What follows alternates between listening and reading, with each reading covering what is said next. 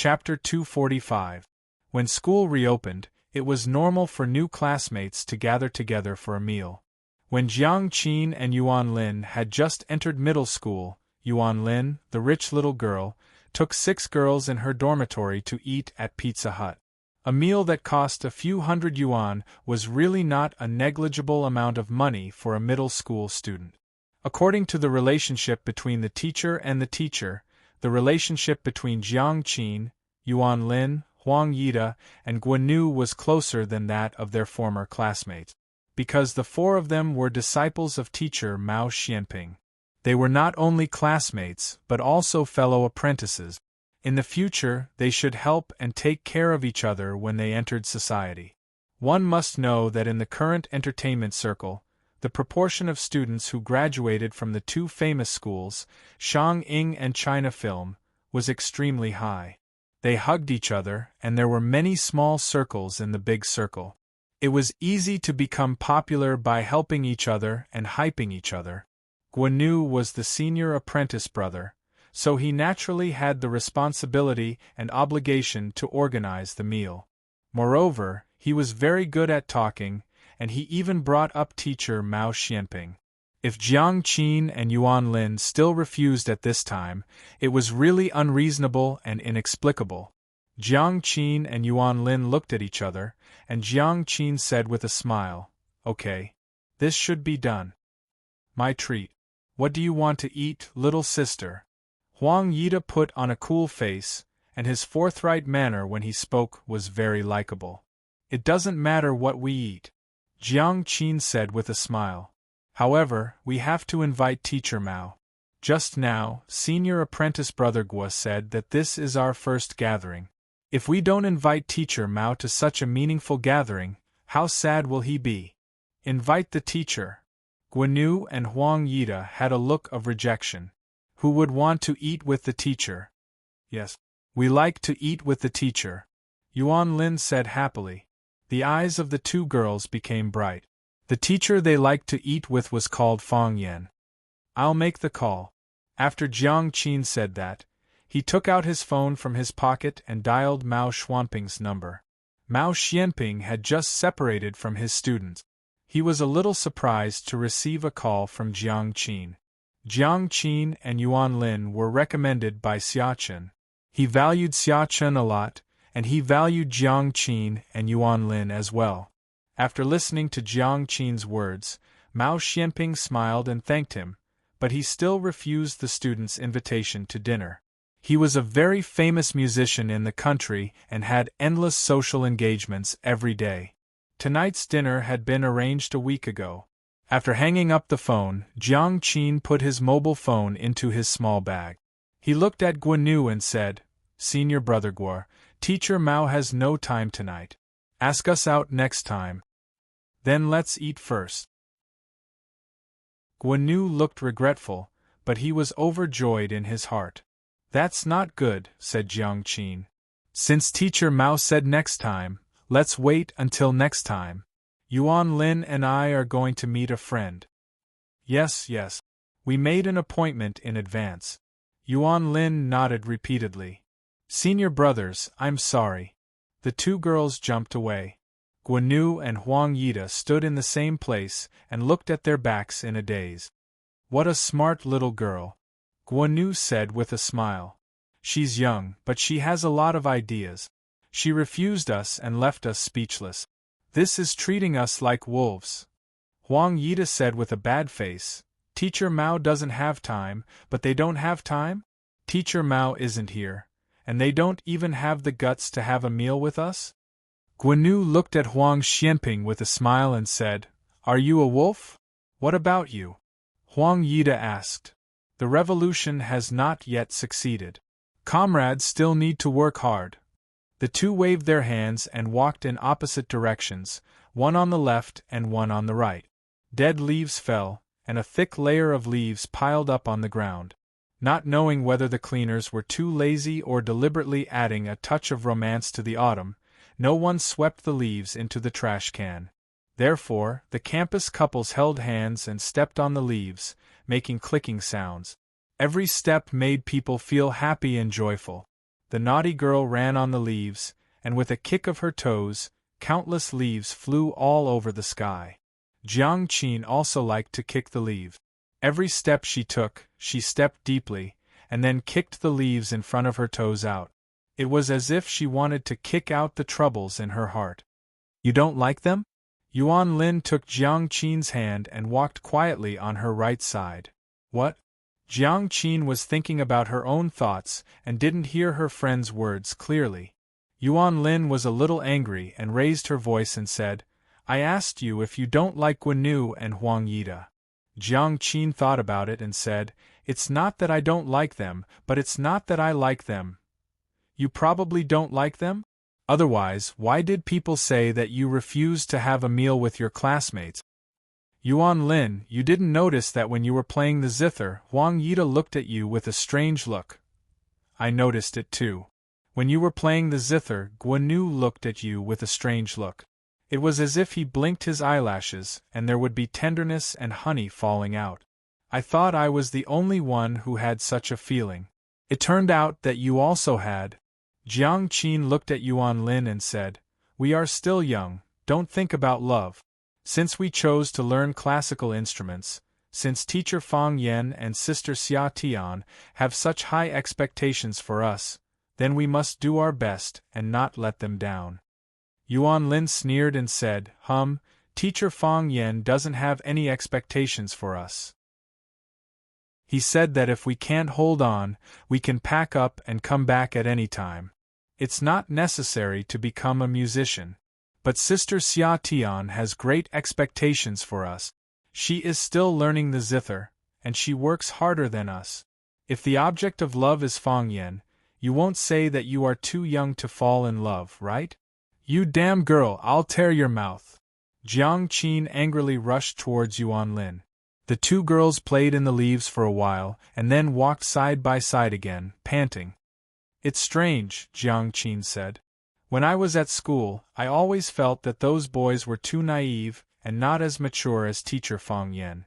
Now that I'm here, I feel that Guanyu and Huang Yida are really boring to put on airs all day. I think so too. Yuan Lin nodded. Why do I always find them unpleasant? I want to rush up and beat them up. Alas. The two girls sighed softly. I don't know when I can see teacher Fang Wei again, Jiang Qin said. It's the first time I've left home, and it's so far away. I really miss Mom's braised pork, Dad's dumplings, and Mr. Fang. Mr. Fang said that he is from Yanjing. When the students are on holiday, he will come to see us, Yuan Lin comforted. Mr. Fang said that he should solve problems with his head in the future. You did a good job just now, Yuan Lin said. What does he use to solve problems? Fist. The two girls looked at each other and then laughed. Jiang Qin stopped talking, and Yuan Lin also became silent. Hand in hand, they walked towards the bustling street. That way, they could show that they were not too lonely in this city. Number 3. Lu Jing, go and stop number 3. Number 28 is going to make a layup, stop him. Huang Haoren, go. In order to cultivate students' moral, intellectual, and physical development, the school often held some competitions. The current one was the Rosefinch Senior High School Interschool Basketball Competition. This was the first round of the preliminary competition. According to the rules, the first, second, and third years would each send a team to compete for the title of the school champion. Fang Yan ran to the office to draw lots, but he drew the 9th class and the 11th class, which had the highest basketball level, together. The 11th class was a special enrollment class. What was a special enrollment class? It meant that the students had a special skill and could be admitted to Rosefinch Secondary with extra points. Some were good at drawing, some were talented in music, and some were good at calligraphy. Of course, most of them were good at sports, because during the recruitment test, if you say you can draw well, then you have to draw well. If you said you were talented in music, then you had to shout. If you said you were good at calligraphy, then you had to write a beautiful essay. However, if you said you were good at sports, as long as you were strong enough, then you had extra points. As a result, several big guys and one 8-meter-tall men appeared in Class 11. When they walked together, it was a beautiful scene in the school. It was a tough game. Class 9 didn't have any good basketball players to begin with, and they couldn't miss school activities either. The team of 5 was barely made up by Fong Yen. The only substitute was only able to make up the team because of his height. He said he couldn't play basketball, but Fong Yen didn't believe him. Or rather, he didn't want to believe him. He tried it on the court, and when he got nervous, he ran away with the ball in his hand. Fong Yen had to believe it. It was only the third quarter, and the score was already more than 30 points. 58-12. The 9th class 21 points were almost all scored by Huang Haoren alone. He wasn't tall, and he was very short-sighted, but his three-point shot was very beautiful. Huang Haoren got the ball again, sprinted, and jumped. Fong Yen clenched his fists. He knew that as long as Huang Haoren had a chance to get the ball, he would be able to get the 3-point. Although Fong Yen knew that they were going to lose this game, he didn't want it to end here. He could teach anything, but he would teach his students to give up. Huang Haoren, come on. The cheerleaders finally got a little bit of spirit. They were also stunned by the 11th class. The gap was getting bigger and bigger, and their voices were getting smaller and smaller. Finally, there was no sound. If it weren't for Fong Yan's strict discipline, they wouldn't want to watch anymore. Huang Haoren raised his arm, and his wrist gently hooked. Bang! A giant appeared in front of him and slapped the ball on Huang Haoren's face. But Huang Haoren's body fell on the solid concrete floor, and he didn't move. Chapter 246. While the others were shocked and at a loss, Fong Yen had already run toward Huang Haoren. He didn't casually carry Huang Haoren's body. He just squatted down and shouted, "Huang Haoren! Huang Haoren!" Huang Haoren finally opened his eyes. With a painful expression on his face, he said, "Teacher, he broke the rules." He wanted to raise his right hand to show Fong Yen, but he couldn't lift it. His back hurt badly, as if his spine was about to break. Fong Yen didn't need to lift it up to see that Huang Haoren's right hand was purple and red. Even his wrist was swollen. Obviously, the guy slapped the back of Huang Haoren's hand. Because he used too much force, Huang Haoren's wrist couldn't bear the heavy pressure and sprained it when he fell to the ground. "He's bleeding, he's bleeding." The students of the 9th class gathered around and looked at Huang Haoren, who was lying on the ground with concern. The back of Huang Haoren's head was smashed, and the blood stained the dark cement. It looked a little shocking. It was good that he could talk. Fong Yen picked up Huang Haoren and said, "I'll take you to deal with it." In order to do a good job of protection, the school doctor patrolled around several competition courts. Seeing an injured team member, he immediately went to the court to treat him. The team doctor was invited by the students. After checking Huang Haoren's wound, he said, "It's no big deal. He still knows how to protect himself." When he fell to the ground, his head was stiff. But the injury on his back is serious. I'm afraid he'll have to rest for a few days. Fong Yen checked Huang Haoren's spine. There was no danger of fracture or dislocation. He said, "It's good that he's fine. It doesn't matter if he rests for a few days." After being busy for a while, Huang Haoren was escorted to the infirmary by the study commissary to disinfect and rest. Fong Yen looked at the bulky student who had slapped Huang Haoren and was now drinking Coke and laughing with his teammates. He walked over and slapped the bulky student's head. Li Hu was angry and shouted angrily, "Why did you hit me? Injuries are unavoidable in a basketball match. I didn't do it on purpose. What right do you have to hit me? So what if he was a teacher? Does that mean teacher can beat people as he pleases?" Tiger Li's teammates were also very angry. A few big guys surrounded Fong Yen in the middle. If there was any disagreement, they would press him down in the middle and give him a beating. Science and technology were getting more and more advanced, but the reverence students had for their teachers and knowledge was getting weaker and weaker. In this day and age, if you dared to run in front of any student and say, Teacher for a day, father for life, they would spit apple juice at you and call you an idiot. You want to be my father? It's more like I am your father. Fang Yan's face was very calm. He looked at Tiger Li and said, I hit your head, not because you injured your classmate. Of course, I am really angry about you breaking the rules and injuring your classmate. If you say you didn't mean it, I believe you. However, even if you are playing against each other, because of your foul, a classmate fell to the ground and got injured, shouldn't you go over and help him up and apologize? He is not my teammate. He is your classmate, not your enemy. Even if you are standing on the same court, it doesn't mean that you are life and death enemies.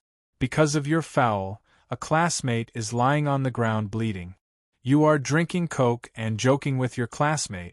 Because the person lying on the ground is not you, the person who is bleeding is not you, so you can have a clear conscience and act without any scruples? I was angry and hit you because of this reason, not because you said it was an unintentional foul that caused a student to get injured. Mr. Fang, what you said is too much. A middle-aged man wearing a Rockets jersey was sitting under a tree. He was dismissive of Fang Yan's words. It is normal to get injured in a basketball game. Even in the NBA, don't big-name stars often get injured and have to have surgery? They're still kids, so it's understandable that they don't think about things as comprehensively. If you use your own standards to demand things from them and then use your identity as a teacher to beat someone up, do you believe that I'll go to the school and report that you're physically punishing students? The person who spoke was Gu Sini, the homeroom teacher of Class 11. He is also a basketball enthusiast and usually fights with people. From his outfit today, it can be seen that he should be a die-hard supporter of the Rockets. Gu Sini doesn't like Fang Yan very much. The first reason is naturally because of jealousy. They were all the homeroom teachers of the Year 1 students. Why was it that they were unknown while the newcomer, Fang Yan, stood out from the rest and his name was known by everyone in the school?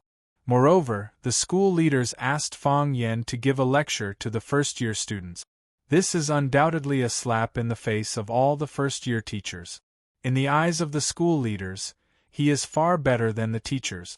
What was even more depressing was that the total score of Class 9 was not that far behind that of Class 11, but after Fang Yan's arrival, Class 1's Chinese and Literature became the first in the whole grade, even surpassing Class 1, the top class. Their scores in other subjects also improved significantly, and their overall score was ranked in the top 5 in the whole school. The school leaders said at the teachers' meeting that it is not just the number of the class that is ranked at the bottom. Look at Class 9, isn't it a good example? The faces of the homeroom teachers at the back of Class 9 darkened on the spot. It is not that they don't work hard. They also want their students to be in the top 3 in the whole grade. However, how can it be so easy? When you are working hard, others are also working hard, okay? The homeroom teachers in front of Class 9 looked even more embarrassed. What does this mean? At that time, the students were divided according to their grades. Now the students at the back of the line are in front of them. Doesn't this mean that they are incompetent? At that time, Fang Yan was also sitting at the meeting, and he could feel the murderous look in everyone's eyes. The Norwegian fishing boat returned to the harbor, but the sardines caught by the fishermen were already dead. Only the sardines caught by Hans were still alive. It turned out that Hans put a few catfish, the natural enemy of the sardines, into the transport trough together with the sardines. Because catfish eat meat, the sardines became nervous after being put into the trough. In order to avoid being eaten by their natural enemy, the sardines desperately swam, thus preserving their strong vitality, so they survived. If the other teachers are compared to sardines, then Fang Yan is the catfish in the fish trough. The school leaders hope that Fang Yan can stir up the competition in the school even more, and Fang Yan does not mind being such a catfish. If every teacher thinks about how to improve the academic performance of the students will benefit in the end. This is also what Fang Yan wants to see. Gu Sini hates Fang Yan more than the other teachers, because his uncle was implicated in Fang Yan's incident and was transferred. Gu Sini's uncle, Gu Yunfan, is the logistics director of Rosefinch Secondary, which is the most lucrative position in the school. This is because when Fang Yan entered the school, he assigned Fang Yan a utility room with a leaky roof. In fact, Fang Yan really did not take this matter seriously, and he has never even seen Gu Yunfan. However, after a series of power struggles and changes in ownership, Rosefinch High is now owned by the former vice principal, Lu Chaoga. After Lu Chaoga left Rosefinch, Fang Yan became Lu Chaoga's spokesperson in the school. Moreover, there are rumors that Lu Chaoga is the mysterious woman behind Fang Yan. Therefore, Gu Yunfan's position as the logistics director is not suitable. After the school leader's research and adjustment, Gu Yunfan is now the vice chairman of the school's education committee. A position with a low level, low salary, and almost no authority. Gu Yunfan is holding back his anger in his heart, and scolds Fang Yan several times at home. Gu Sini is Gu Yunfan's nephew, and he can enter Rosefinch because of Gu Yunfan's support. Without such a big backer, his heart naturally hates Fang Yan. Fang Yan feels Gu Sini's hostility towards him, but he thinks that he is too good to be pleasing to the eye. Who asked him to be the natural enemy of sardines? Fang Yan looked at Gu Sini with a serious face and said, "Teacher Gu, you can't say that. A great person said that education should start from a child, and the quality of students should be taught from an early age. This has nothing to do with the student's age, and it has a close relationship with whether he has the quality of unity and helping each other. Melt at the age of 4, and Huang Xiang at the age of 9, know how to use the fan to warm the quilt. Teacher Gu said that NBA teams often have players who get injured because of fouls and need surgery, but I have also seen players pull up players who don't belong to the same team from the ground. Can't they just pull up their classmate and say hello out of concern? If this is the case, what is the point of us working so hard to pass on knowledge to them? What is the point of such students to our society as a whole?" Hearing Fang Yan's words, the other students also echoed in agreement. Yes, this is clearly a performance of lack of quality. This is not playing basketball at all, this is beating people. Huang Haoran's hand is swollen from their beating. The students of Class 9 also gathered around. Tang Qing stood behind Li Hu. As long as Fang Yan gave him a look, he could put down this group of guys in the shortest time. Gu Sini knew that his students couldn't stand on the side of reason, so he said angrily, "Li Hu is wrong. Didn't you already teach him a lesson? Now it's a basketball game. Do you still want to play? If you want to play, quickly send someone up. If you don't play, we will win this game. Who wants to talk so much with you?" Tang Qing. Fang Yan shouted. "Yes." Tang Qing responded and walked in front of Fang Yan. "You go up." Fang Yan said. "I don't want to?" Tang Qing said with a bitter face. "It's boring to play with them. Isn't this bullying? I want to win this game. Also, from now on, don't let them take a single point." Fang Yan said. "If they don't realize their mistake, I will never give this victory to them." Gu Sini sneered and said, "Basketball is a sport for 5 people. So what if Tang Qing plays well alone?"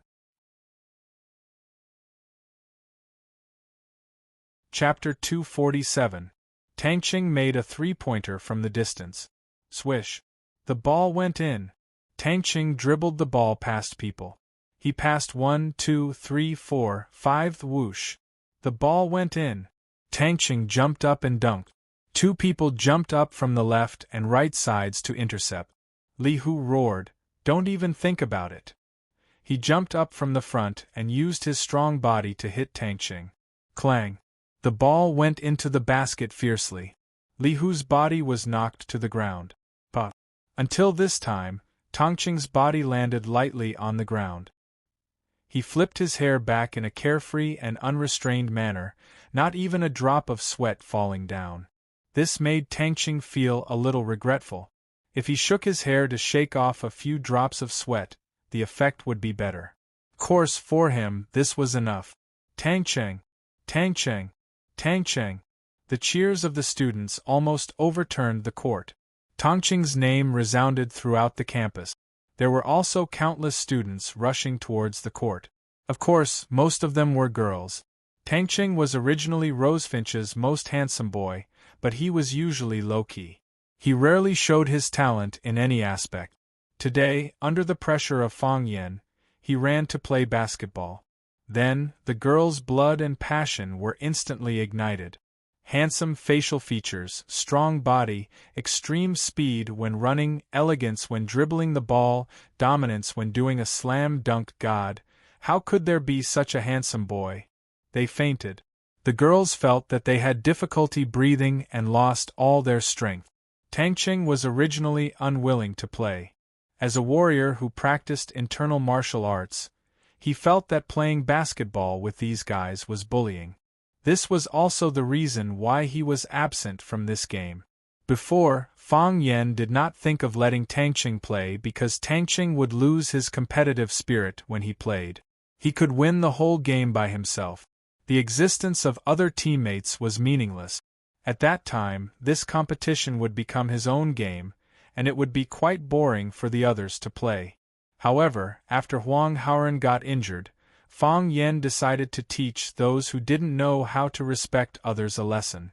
If they don't reflect on their actions, they don't deserve the glory of victory. Sure enough, after Tang Cheng left the stage, the situation became one-sided.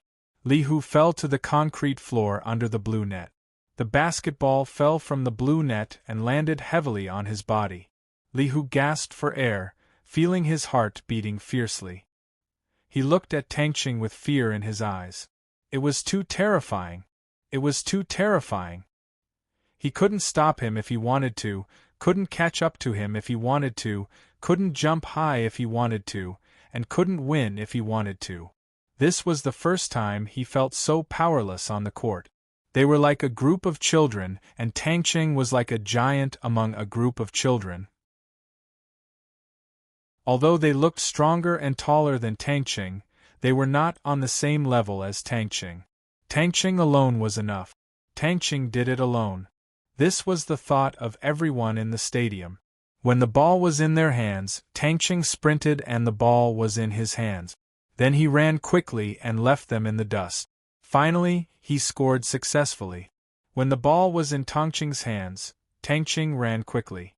They couldn't catch up with his speed at all, and then they watched him score successfully. In the last 5 minutes of the third quarter, Tang Cheng scored 39 points alone. He almost didn't waste time. He took the ball and ran, grabbed the ball to attack, didn't look at the long shot, and turned and ran after the shot. When Li Hu and the others were still staring at the trajectory of the basketball and praying that the ball wouldn't go in, he had already run to the side to defend. The only thing the Class 11 players could do was to waste more time when they were serving or dribbling the ball. They wanted to finish the third quarter as soon as possible. It was too exciting, and they felt that they couldn't bear it. Moreover, as Fang Yan said, after Tang Cheng played, the Class 11 players didn't get a single point. Except when they were serving, they didn't even have a chance to touch the basketball. The muscles on Gu Sini's face twitched and he roared angrily, "This is cheating. It's cheating with Kung Fu." Fang Yan sneered and said, "You don't even know what Kung Fu is, and you say it's cheating? Ordinary people can't do it at all. Yes, Kung Fu is to make ordinary people superhuman." Fang Yan said, "Strengthening the body is also Kung Fu. Improve your speed, exercise your physique, strengthen your jumping ability. As long as Tang Cheng doesn't foul, everything he does on the court is reasonable. If possible, I hope that every player in the Chinese football team knows Kung Fu. Then, they can go out of Asia to the world and win every World Cup. At that time, will the opponents from other countries say that it's a foul just because they know Kung Fu? Unreasonable." Gu Sini left angrily. He didn't want to watch the game anymore. Fang Yan looked at the Class 9 students around Tang Cheng thoughtfully. It seems that it's time to let them develop morally, intellectually, and physically. In the principal's office, Zhang Xiaofeng looked at Fang Yan and said, "It's just a game, the students are injured, it's not good. It's because the students were injured, that's why I'm so angry." Fang Yan explained. "Principal Zhang, you know, I'm not a stingy man. Even though Director Gu assigned me a utility room, I never held a grudge against him. I didn't expect that they would hold a grudge against me. Isn't this unfair to me? How can there be absolute fairness in this world?" Zhang Xiaofeng said with a smile. "Tell me, what do you want to do?" "I want to change the morning self-study time to sports training," Fang Yan said. Zhang Xiaofeng pondered for a moment and said, "The school has 2 PE classes every week, and there is a break every morning. Principal Zhang, 2 PE classes a week is absolutely not enough. It doesn't improve the student's physique. Everyone should be lazy during the 20-minute break, and it's easy to be perfunctorily passed by them." "What's your idea?" "I want to take them to learn Tai Chi," Fang Yan said. "Tai Chi has a good effect of strengthening the body, and the movements are gentle, neither too fast nor too slow. It won't let the students do difficult movements and cause strain. It can dredge the meridians, eliminate stress, concentrate the spirit, and improve the students' learning ability." Zhang Xiaofeng thought for a while and said, "I can't promise you. Because it's too risky.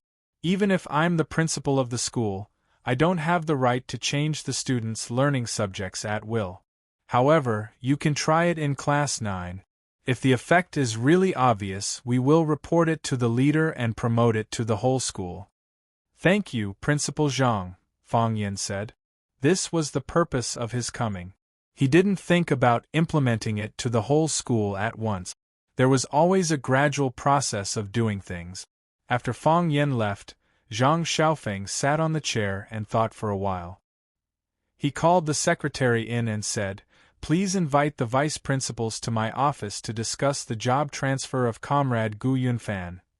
Gu Yunfan secretly held a grudge against Fang Yan.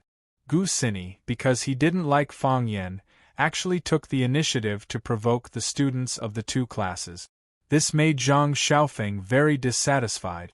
Presumably, Fang Yan also had a lot of anger in his heart. Although Fang Yan didn't put forward any suggestions on how to deal with Gu Yunfan, it seemed that nothing had happened. However, since Lu Chaoga put him in this position, he would help Fang Yan solve some unnecessary troubles. Fang Yan said that he wasn't a stingy person. However, in Zhang Xiaofeng's heart, he didn't believe Fang Yan's words. Where there are people, there is Jianghu. Where there is Jianghu, there is fighting. The school was no exception. The next day after the game, during the students' morning reading time, Fang Yan took the students to the playground to run. Fang Yan's plan was to run for 10 minutes to exercise, and then take the students to learn Tai Chi in the rest of the time. Fang Yan, who was dressed in white, took the students in white to run and practice Tai Chi, which once again became a hot topic of discussion in the school. 1 tael of gold for 1 incense. The best incense was more expensive than gold. The office was spacious but also simple. There wasn't even a desk, a chair, or even a bookcase. Most of the space was blank. However, in a copper stove in the corner of the room, spices that were more expensive than gold were burning.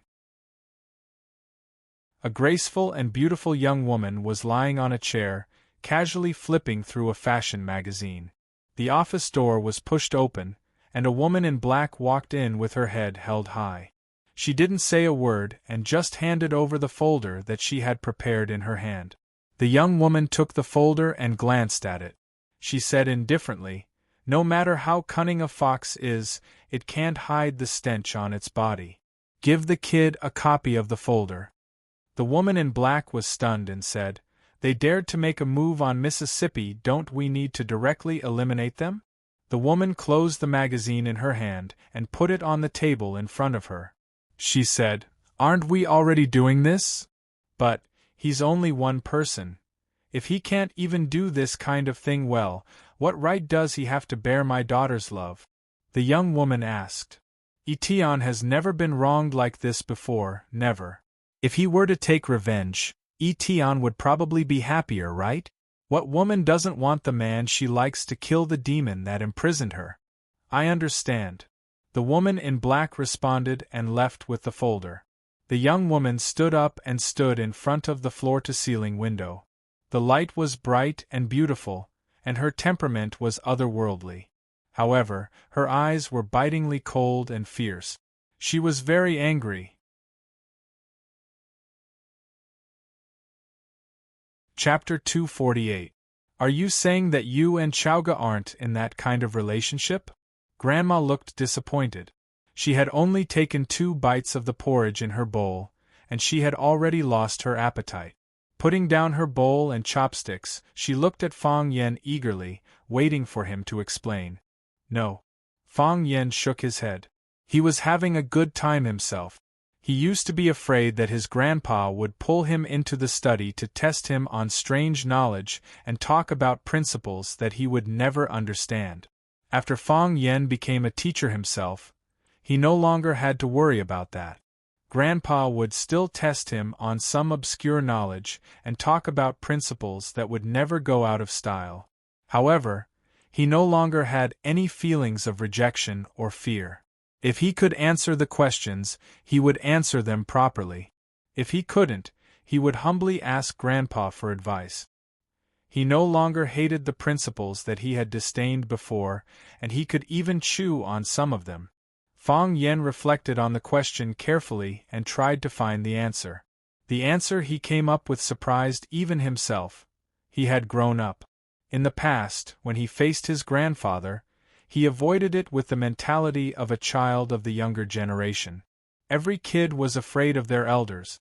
Now that he was facing his grandfather, he was interacting and treating him as an equal adult. "How can I not be?" said his grandma. "Chowga is such a good girl, and I like the 2 of you from the bottom of my heart. Do you not like her, or does she not like you? If she doesn't like you, you can try harder. A good girl is afraid of a clingy man. That's how your grandpa got me." Lu Wang, who was eating his porridge, choked. After coughing violently a few times, he said to his wife in dissatisfaction, "Let's talk about the children. Why are you bringing up our old stuff?" Grandma was very angry that Grandpa had called the old story of how he had pursued her in the past. She took away all the dishes on the table and said, "I'm just giving an example. Why are you so sensitive about it? The things in the past were all old seeds and grains. But today, the old seeds and grains were not going to serve you. I'll be taking these appetizers away. You can let the new sesame seeds and new grains serve you." You old woman. Although Lu Gong had a stubborn temper, he was extremely tolerant and considerate to his wife. He didn't smile at outsiders, but he accompanied his wife to go grocery shopping every day. Now that his wife was angry, he also realized that he had said something wrong and said, "Why should we get involved in the affairs of young people?" Lu Gong was very cunning. He changed the topic to Fang Yen and Lu Chowga. Sure enough, his grandmother was fooled and said, "Can I not get involved? I've always treated Chowga as my granddaughter-in-law, but she's gone just like that. Who wouldn't be angry after encountering something like this?" She then stared at Fang Yen and said, "I wasn't before, but that doesn't mean I won't be in the future. You're not married and neither is little Lu. Just as well. If you don't like her, I'll have to talk to you. You don't even like Chowga? What kind of person are you looking for?" After a pause, his grandmother looked at Fang Yen in horror and said, "You can't possibly like that female student, right?" "What female student?" Fang Yen was surprised. "Don't try to fool me. I've asked around. It's said that you have a good relationship with a girl whose surname is Qin. Fang Yen, let me tell you, she's still a child. You're a teacher now, and a teacher should act like a model. Don't hurt others or yourself." Fang Yen wanted to bang his head against the wall and said, "Grandma, I know who the female student you're talking about is. But I just treat her as my student, and she treats me as her teacher. We have a very pure teacher-student relationship. Was it really like that? Fang Yen felt a little guilty. Moreover, there had been no news from Qin Tian since that day when he disappeared. Was she doing well? Fang Yen felt a little sad. Is it really like that? His grandmother asked suspiciously. I heard it from someone else's mouth. I heard that you two have a scandal. I also have a scandal with Lu Chaoga. You must have heard it too, right? Fang Yen said grumpily. Yes, I heard it. Your grandpa and I thought you two were a couple because of the scandal, his grandmother said. Besides, you're living in the same house. Why can't you be a couple? I'll ask Chaoga to come to our house for dinner tomorrow and I'll talk to her, his grandmother said. You don't have to worry about it. Fang Yen felt even more depressed. How could he not care that his grandmother was looking for a wife for him? However, he wouldn't argue with his grandmother. He just needed to make things clear. Why should he make things too intense and hurt the old lady's feelings? After dinner, Fang Yen ran away in a panic. He was no longer afraid of his grandpa, but of his grandmother, who kept urging him to solve the problem of his life. Every morning, he would take his students for a morning run, do Tai Chi, go to class on time, go to Qinfeng Tea House for tea, and go to his grandpa's house for dinner. Fang Yan's life was peaceful and comfortable. As the days went by, it was hard to notice the passage of time. If it weren't for the fact that the decisive battle between Fang Yan and the Chiba army was getting closer and closer, Bailey Lu came. When Fang Yan came back from his grandma's house for dinner, he was standing in the yard waiting for him. Fang Yingying and Fang Haohan, the two cowards, were accompanying him. Fang Yan didn't want to ask him how he avoided the security at the school gate and accurately found the courtyard where he lived. It was not a difficult thing for people like them. He was just curious about why Bailey Lu, who had been beaten by him last time, now took the initiative to wander in front of him. Seeing Fang Yan come in, Bailey Lu grinned. His hair was cut and his clothes were changed. He no longer looked like a savage who ran out of Shenangjia, and he didn't have the disgusting sour smell on him. He looked fresh and bright when he smiled, and he looked like a very attractive man. However, he still had those annoying big mustaches.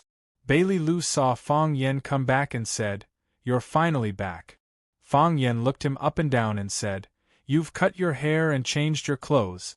I don't remember that you won against me last time.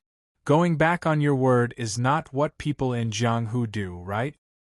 Last time, I stood on the top of the mountain and shouted at you for a long time. I asked you to go up and fight with me for 300 rounds. You didn't go up. So, I won," Bailey Lu explained. "You've become shameless." Fang Yan sighed softly in his heart. How could a disciple of a famous martial arts school become such a rascal? "I learned it from you," Bailey Lu said with a proud face. "After learning it, I found that being a rascal is much more relaxing and pleasant than being a good man who keeps his word. I've decided to take this kind of rascal route in the future." Fang Yan was too lazy to talk to this guy who followed him and ate his dust. He asked, "Say it. What are you doing here?" "I'm here to challenge you," Bailey Lu said. Fang Yan's eyes turned cold and he said, "Are you serious? I'm standing in front of you. How can I not be serious?" Before Bailey Lu's voice died away, he had already rushed towards Fang Yan. Since he wanted to be a rascal, he would be a rascal to the end. Attacking first without greeting was the style of a rascal. Bailey Lu did not bring his big wine pot this time, but his fists were waving vigorously. A pair of iron fists were clenched and smashed towards Fang Yan's head. One punch could probably smash Fang Yan's head into pieces. Fang Yan also took the initiative to rush towards Bailey Lu. He did not use the advantage of Tai Chi to overcome hardness with softness. Instead, he met force with force and wanted to send Bailey Lu flying with a heavy punch. Boom, their fists collided. Bailey Lu's feet did not move, but the shoes under his feet rolled up the bluestone bricks on the ground. The bricks flew in the air, as if there was something on the ground that pushed them up with great force. Clang! Bailey Lu's back knocked down several pots of flowers and plants. Fang Yan's body trembled as he watched. This guy had to beat him up. Otherwise, he would not be able to explain to Lu Chaoga, the woman who was crazy about flowers. Bailey Lu looked at Fang Yan, who was standing in the same place and looking at him angrily. He laughed wildly and said, "That was fun. Let's do it again." As soon as his voice fell, his body rushed towards Fang Yan again. Fang Yan was not polite. His body rushed straight towards Bailey Lu. Bailey Lu's fist hit Fang Yan's chest, and Fang Yan's hook hit Bailey Lu's stomach. Although Bailey Lu had the title of Divine Fist, his strength was not as good as Fang Yan's. Bailey Lu's body retreated, and Fang Yan closed in step by step. Seeing that Bailey Lu was about to retreat to the corner of the courtyard wall, Fang Yan kicked out with lightning speed. Clang! Bailey Lu's body hit the courtyard wall firmly. Kacha, kacha! The dust on the courtyard wall shook off, and then a large number of cracks appeared. Fang Yan's fist was still pressed on Bailey Lu's stomach, and he pushed back heavily. The courtyard wall collapsed, and a big hole appeared. Bailey Lu was actually punched out of the courtyard by Fang Yan. Dust flew, and even the plants on the wall fell. Bailey Lu fell to the ground, and the bricks and various green plants that fell later buried his body. Fang Yingying and Fang Haohan both gasped at the same time. This was a school. Was it really okay for them to fight like this? Fang Yan did not stop. He lifted the well cover in the courtyard with both hands and threw it at the stone mountain where Bailey Lu was lying. Boom! The well cover was too heavy, and it crushed a lot of bricks and plant. If it was an ordinary person, his bones would have been crushed. This big well cover was on the top, which was equivalent to burying Bailey Lu alive.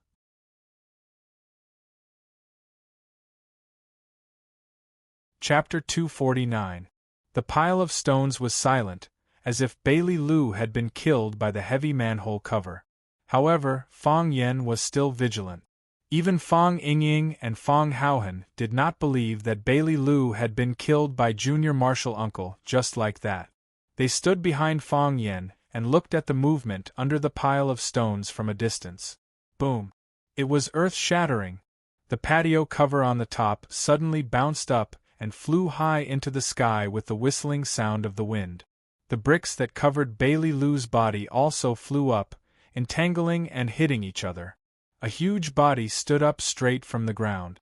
With a kick of his feet, he jumped high into the air. Bailey Lu did not let them down.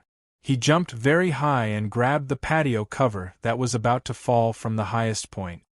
He held the patio cover with both hands and moved his feet in the air. He rushed towards Fang Yan, who was standing in the yard. He flew over the courtyard wall and held the patio cover with both hands. He rode on the clouds and rode on the mist with great momentum. The patio cover was his weapon of attack. He was going to use the cover to kill Fang Yan directly. Whoosh! The wind was howling, and the broken branches on the ground were blown up. Fallen leaves fluttered in the air like countless butterflies dancing around Fang Yan. Fang Yan stood where he was and prepared to take this attack head-on. "Fang Yan, go to hell!" Bailey Lu roared. He took advantage of the situation from above. He swung the patio cover and smashed it hard towards Fang Yan's head. Fang Yan punched upwards with both of his fists, and both of his fists landed on the manhole cover. Clang! Fang Yan's body became shorter for no reason. The stone slabs under his feet could not withstand the strong gravity and were crushed into powder by him. Not only that, under the constant pressure of Bailey Lu in the sky, Fang Yan's body continued to drill into the soil. Now, he was up to his knees. Fang Yan's two heavy punches landed on the patio cover, and two large holes appeared on the cover. His hands were pierced through the holes, as if he had made a natural chain for himself. Bailey Lu was suspended in the air, and his whole body was pressed against the patio cover. He wanted to punch Fang Yan's whole body into the soil.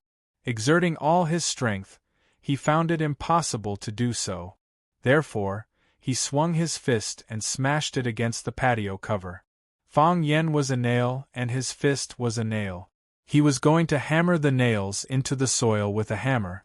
Fang Yen retracted his fist and punched again. Clang! Both of them swung their fists at the patio at the same time. The patio cover instantly shattered into tiny stones, and the place where they punched was also smashed into stone powder. Fang Yan's body sank again, but Bailey Lu's body was punched into the sky. Fang Yan threw the half-stone cover in his hand toward Bailey Lu in the sky. Then, he exerted his strength and his whole body bounced up from the deep pit. He tiptoed and flew toward Bailey Lu, who was about to land. Clang! Fang Yan kicked Bailey Lu away. Bang! Bailey Lu punched Fang Yan's stomach, and Fang Yan's body flew into the air. Crack! Fang Yan lifted Bailey Lu's body and smashed him against a sweet-scented osmanthus tree in the courtyard. The osmanthus tree broke, and Bailey Lu's body fell to the ground with most of the branches. Bailey Lu's face was swollen, and his eyes were like panda eyes. There was a big cut on his forehead, and blood dyed his cheeks and neck red. Fang Yan was also in a sorry state. His clothes were torn and tattered. He looked like a freshly baked Brother Sharp when he went out. Fang Yingying and Fang Haohan were afraid of getting involved, so they hid in the room and didn't dare to come out. They just peeped at the fight through the window. Fang Yan and Bailey Lu fell to the ground, panting. The blood on Bailey Lu's forehead flowed into his mouth, but he didn't intend to wipe it off. He said, "I know you were injured some time ago, and I know you're angry. I know you need to vent your anger to face the challenge of the Qianye army. Fang Yingying and Fang Haohan can't do it. They're not strong enough. I'll come over and fight with you. I'll let you beat me up. Do you feel better now? You've vented your anger, haven't you? We're on the same side, and it's just a matter of not changing clothes for a few months and not getting a haircut for half a year. Even the Japanese dared to bully us. We can't be careless about this. Beat them until even their mothers can't recognize them. There's nothing I can do to help you. I'll give you some confidence." Bailey Lu got up from the ground and said, "I usually think you're annoying, but this time I hope you win." Bailey Lu walked away. Bailey Lu was covered in wounds. It was hard to tell where his nose and eyes were, but he held his head high and chest out, as if he were the proudest man in the world. If he hadn't leaned forward and almost fallen when he crossed the threshold of the small courtyard, he would have been a very charming, chivalrous man. Fang Yan lay on the ground and didn't get up. He looked at the stars in the sky with a happy smile on his face. His body was also covered in wounds, but at this moment, he was extremely calm. Fang Yingying called home to ask for help, but it was Yi Ro who came, which proved that his family was still very angry at him for running away. Yi Ro was seriously injured in the fight with the Chiba barracks. Fang Yen knew how powerful Yi Ro was. He had never won in so many years of competition, which could prove a lot of things. Even Yi Ro couldn't beat him. How high was the kendo cultivation of the Chiba barracks? Could he really beat him?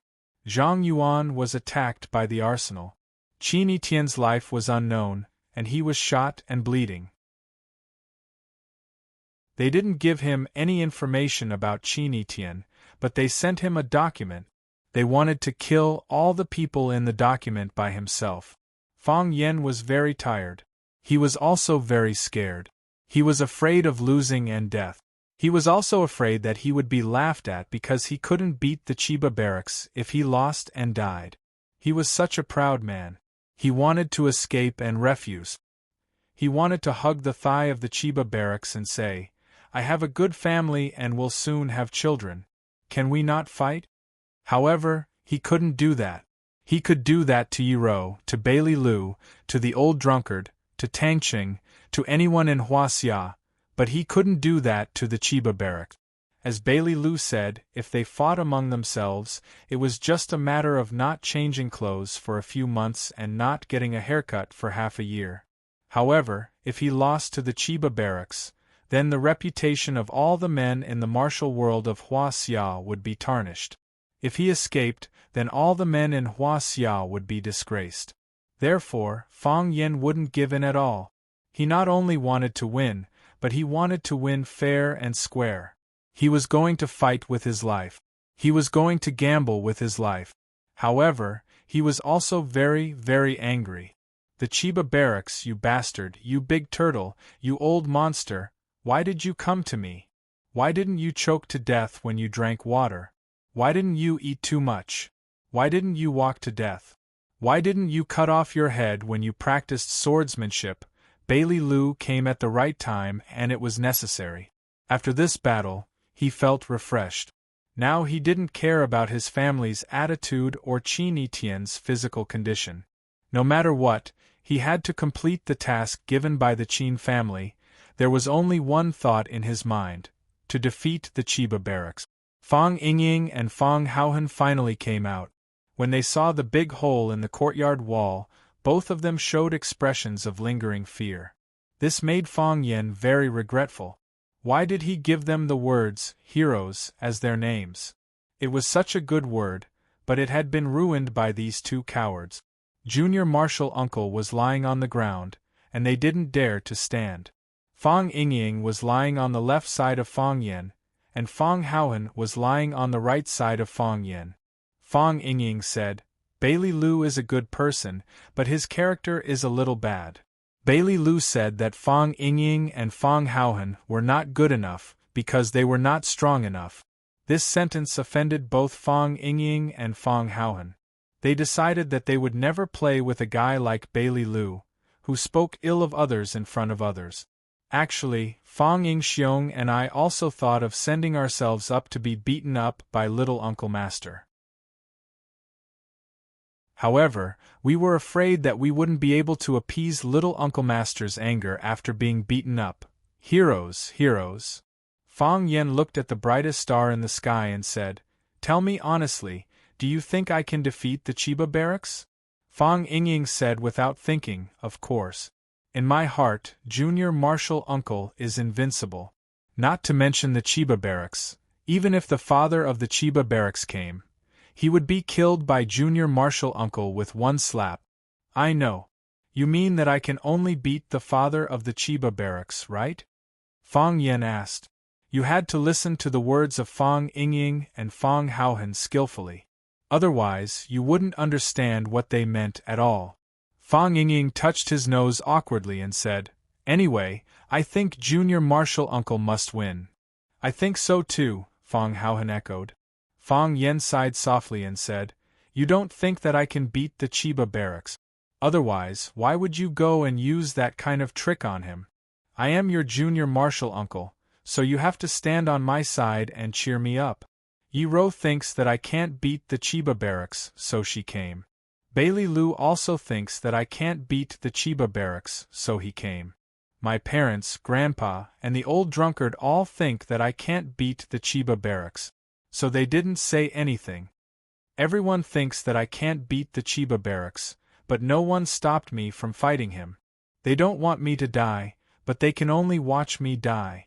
To be honest, I'm not angry at all. If the Chiba barracks challenged Yi Ro wouldn't have backed down. If he challenged Bailey Lu wouldn't have backed down. As long as he challenges the warriors of Huaxia, no one will back down.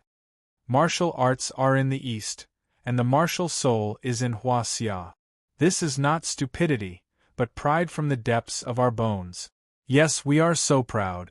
Even if they were to die in battle, they would not show any signs of retreat or fear towards them. These things should only be shown on them. Fang Yingying, Fang Haohan, if I die, don't be sad for me, Fang Yen said softly, his face shining. Because I will die with pride. Fang Yingying's eyes were wet, and he said in a choked voice, I know, I won't be sad, I will be proud of Junior Marshal Uncle. Fang Haohan's face was full of tears, and his hands tightly grasped the grass on the ground, turning the fresh grass into grass pulp with a fragrant smell, and said, Junior Marshal Uncle, you are my and Hero's idol in the past, in the future, and always. Fang Yen nodded with satisfaction and said, That's it. Practice hard and help me take care of my parents. Don't think about challenging the Chiba barracks to avenge me. If you have the chance, kill his son, Chiba barracks.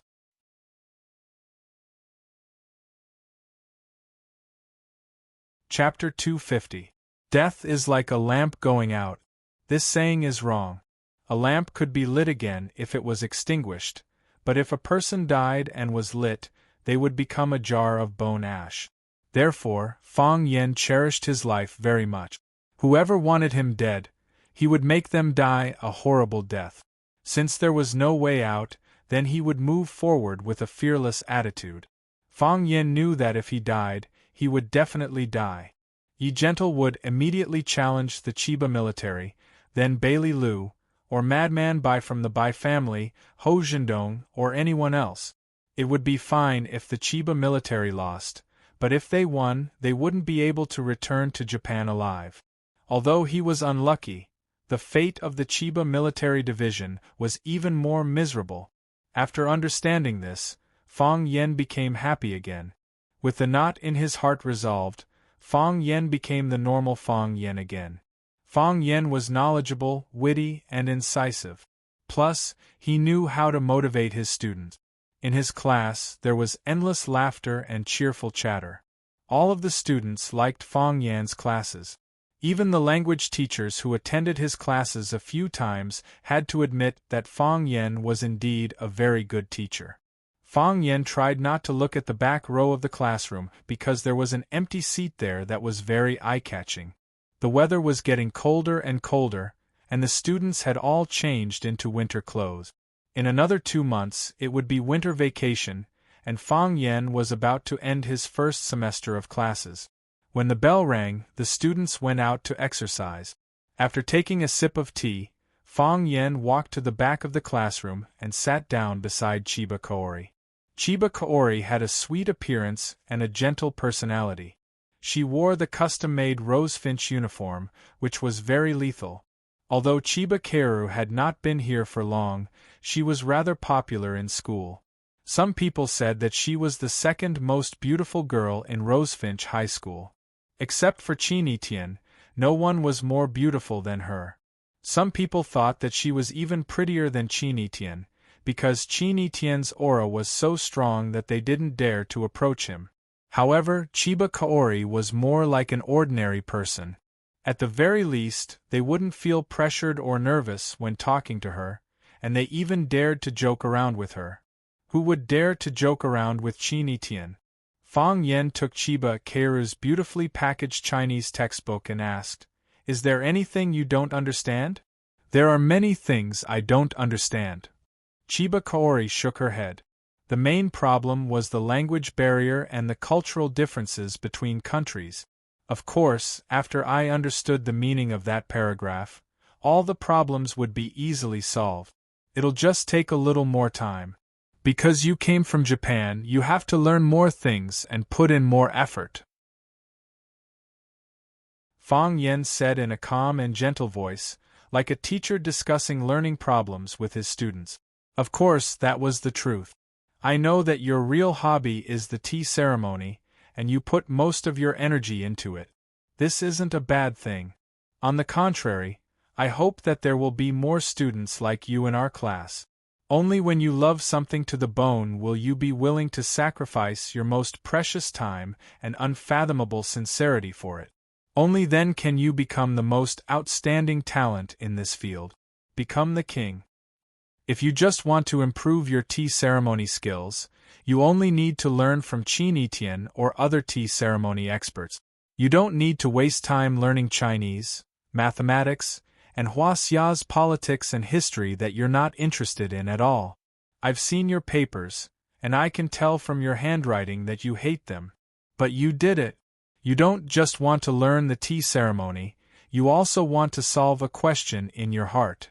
What kind of Huaxia's culture can give birth to a talent like Qin Tian? Yes. Chiba Kaori didn't deny it.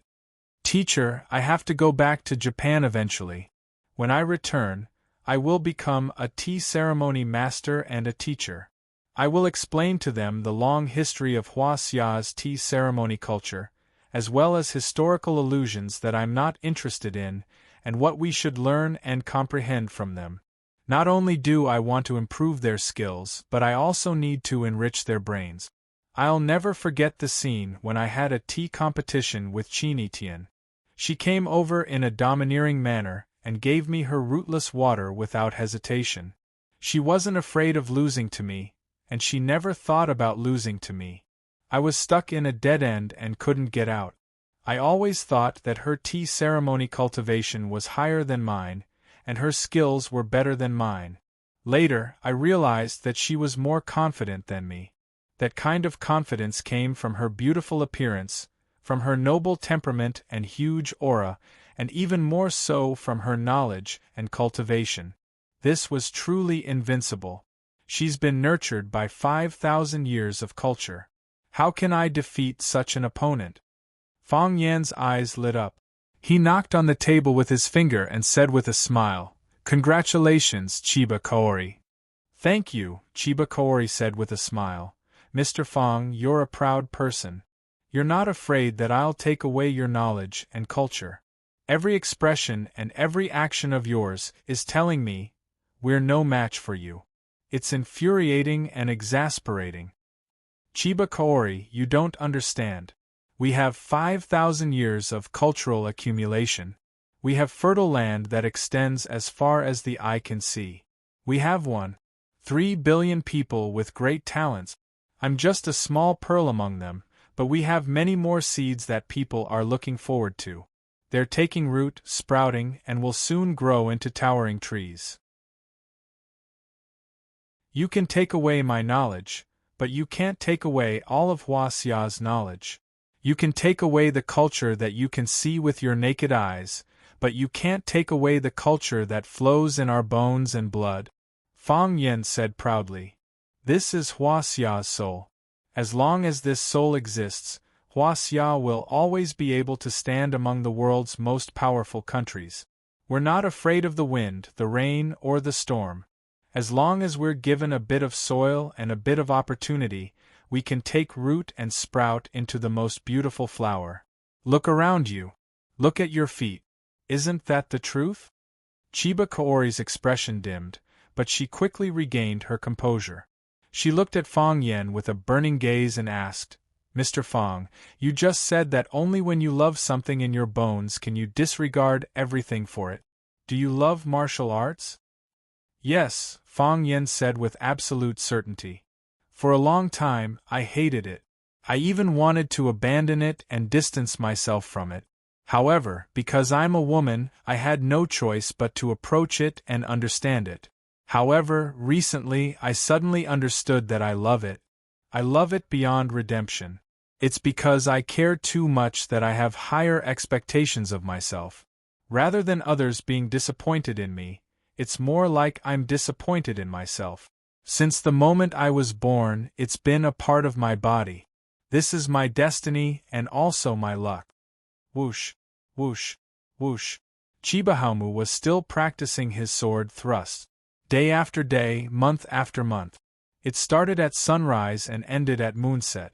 If it were any other child, they would have gotten tired of the monotonous movements, but Chibahamu didn't. If it were any other parent, they would have gotten tired of the movements, but Chibahamu didn't. He stood behind Chibahamu and saw every single sword strike that Chibahamu made. "Part of my body? It's destiny and luck," Chibahamu mumbled to himself. His silhouette was infinitely elongated under the moonlight. "Father, I think Mr. Fang has changed a lot," Chiba Kaori said. "Some time ago, he was very depressed. Although he still taught us as usual, we couldn't laugh at what he said. He couldn't laugh either. He was like a weirdo with a mountain on his back. Every step he took was very difficult. Now we're laughing again in his class, and he's laughing as well. He gives off the feeling that he's in high spirits. When he walks, it's like he's floating." "He's not afraid anymore," Chibahamu said. "Has he ever been afraid?" "Yes," Chibahamu said. "He's afraid of losing, afraid of dying, afraid of losing face, losing his own face, and losing the face of his peers.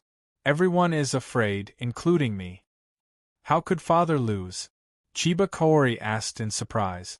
Because she was too shocked and didn't lower her voice when she spoke, even Chiba Haomu, who was focused on his sword practice, was attracted by their conversation. Chiba Haomu stopped practicing and walked to his father, Chiba Haomu, and said, "Father will never lose. Because I've never lost before." "Never?" Chiba Haomu smiled and shook his head. "No one is born to be invincible. I've lost before and I've lost more than others. It's just that you don't know." "But I won't lose to Fang Yen," Chiba Haomu said stubbornly. He had a deep hatred for Fang Yen, and he had always wanted to take revenge. If the invincible god of war in his heart lost, it would greatly affect his confidence. Chiba Haomu looked at his children and his disciple, who was hidden in the darkness, and said, "Previously, I had a 70% chance of winning this match. Now I only have 60% left. I'm very happy that he finally cast aside his fear and became my true opponent." "Father," Chiba Kaori was stunned. "Did he ask me to bring these words to you on purpose? Did he do this to affect your state of mind?" "Yes." Chiba Haomu nodded. "He asked you to say to me, 'Come, I'm ready.'" Chiba Haomu turned and walked into the house. Chiba Haomu asked, "Father, where are you going?" "Cleaning my sword," Chiba Haomu said.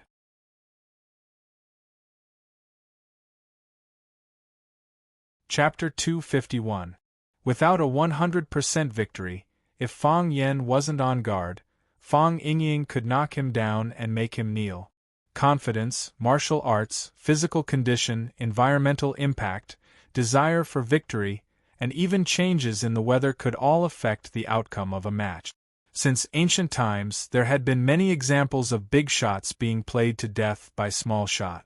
Fang Yen knew that Chiba Keiru would bring his words to the Chiba army, and he also knew that the Chiba army would pay more attention to him and this battle. Fang Yen wouldn't mind doing something like throwing a stone into his ethereal state of mind 100 or 200 times.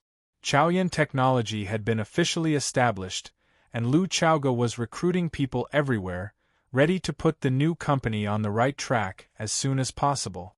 She had been engaged in the education industry abroad for many years, and after returning to China, she took over as the executive vice principal of Rosefinch High School. She could handle so many students and complicated human relations, so Fang Yen wasn't worried that she wouldn't be able to manage a company well. Fang Yen rarely got involved in Chaoyan Technologies matters, and he didn't even take a look at the company's opening. Although he held valuable shares in Chaoyan Technology, if he was willing to sell them now, the money he could get would be enough for him to live a carefree life. Of course, Fang Yan's shares couldn't be sold for the time being.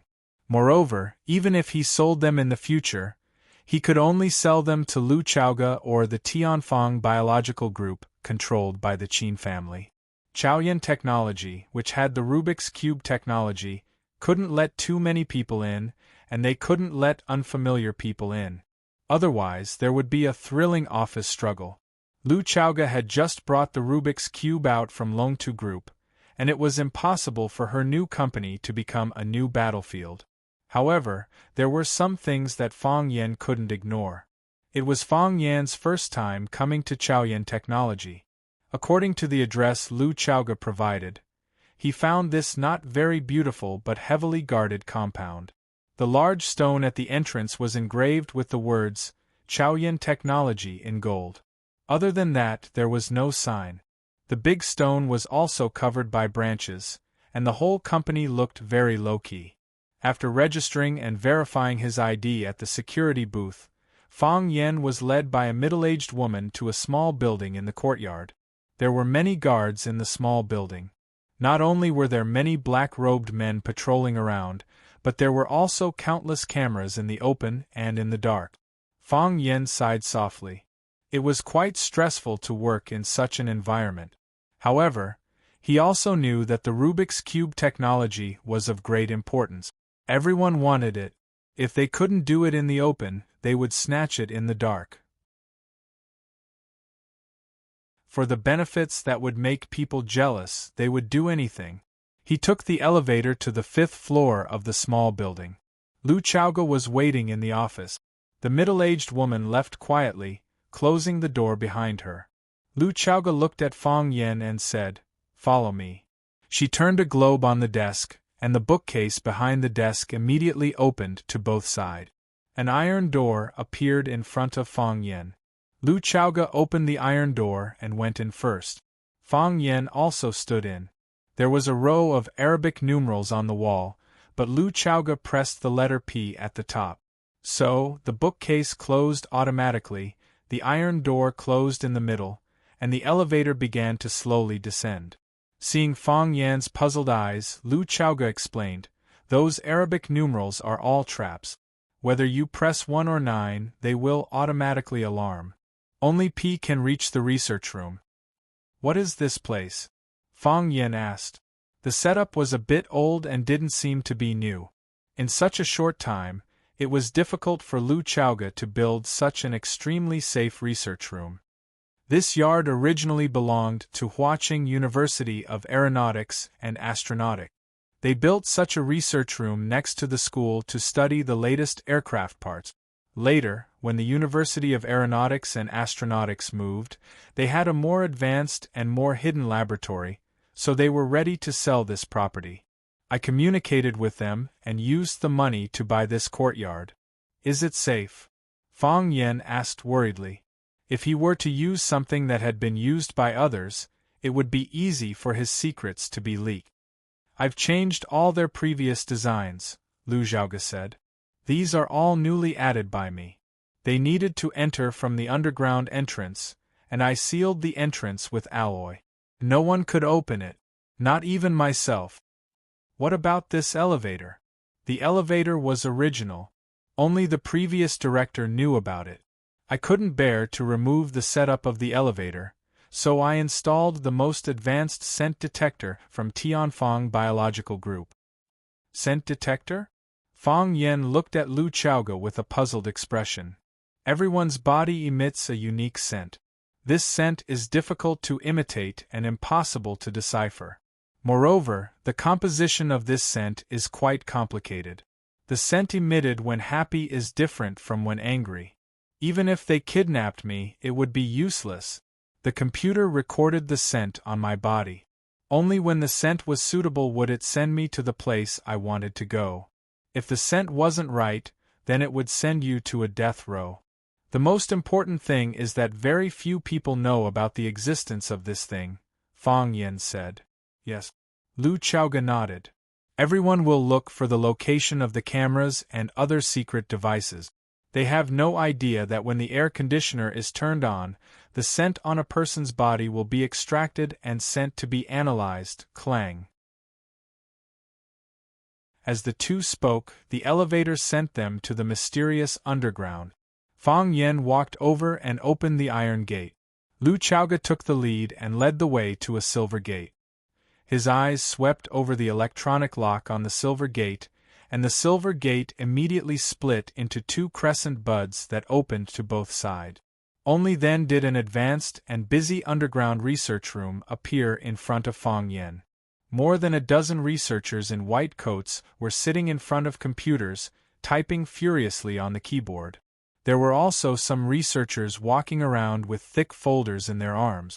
They seemed to be in a hurry and looked very busy. Lu Chaoga led Fang Yen straight inside. She didn't greet any staff along the way. She pushed open an office door and walked in. Fang Yen followed her into the room and closed the door behind him. There were already a few people in the room, including a dead man. Dean Lu. A bald man wearing glasses took the initiative to greet Lu Chaoga, but his eyes were staring at Fang Yen warily. "He is our collaborator," Lu Chaoga said. Zhao Xiqing's eyes flashed with surprise and he nodded to Fang Yen in a friendly manner.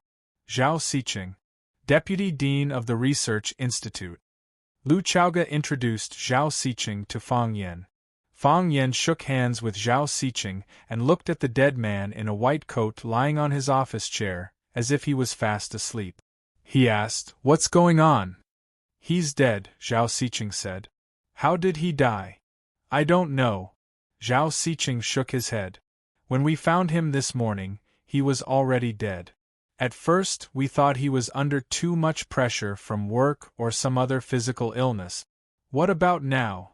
Zhao Siqing pointed to his chest and said, "We found that. It was a flower, a red flower. This flower looked very strange. It was shaped like a woman's sexy and seductive lip." "Lip flower," Fang Yan whispered. "Why is there a lip flower here?" Fang Yan had seen the introduction of the lip flower in the book Flora. He knew that it mainly grew in the tropical rainforests of some countries in Central and South America. For example, Colombia, Costa Rica, Panama, and so on. How did it end up in Huaxia now? "Someone put it in his coat pocket," Lu Chaoga said. "They deliberately let us know that they killed him. They have the ability to do so." Fang Yan's face also became embarrassed. He had just walked through it once. He knew how strict the security in the courtyard of Chaoyan Technology was. It could be said that it was as difficult as ascending to heaven for outsiders to get here. However, in the deepest part of the research room, someone could come and go freely. After killing someone, they even put a small flower in his arms as a keepsake. This was a blatant threat. Lu Chaoga looked sadly at the man lying on the chair and said, "His name is Hu Jia. He is an engineer I invited from the new Academy of Sciences. He is mainly responsible for the application of Rubik's Cube technology in daily life. Because Hu Jia just came, I dare not give him the core technology of Rubik's Cube. So, he is dead. Where did he come from?" Fang Yan asked. "I don't know." Lu Chaoga shook her head. "Before you came, I went to the computer room to look at all the surveillance videos. I didn't find any suspicious people coming in. Is this person a ghost? So many surveillance cameras can't capture his figure?" Zhao Siqing scolded angrily. "Dean Lu, this matter must be resolved as soon as possible. We can't hide it for too long. If other staff members find out, it will cause panic in the research room. At that time, no one will have the mood to stay and work." Lu Chaoga looked at Fang Yan and said, "I am going to call the police after you see it. Although I know there is no point in doing so. But, after all, someone died in here." "Calling the police is not the first choice," Fang Yan said. "If the police come, the defense here will lose its meaning. The first thing we need to do now is to find the person who sent the flowers." "Where?" Zhao Siqing asked eagerly. "I don't believe he is a ghost," Fang Yan said. "Since all the cameras can't capture his figure, maybe he is still hiding in this research room and hasn't left." Everyone in the room sucked in a breath of cold air. The killer was still among them? He could cut off their heads at any time.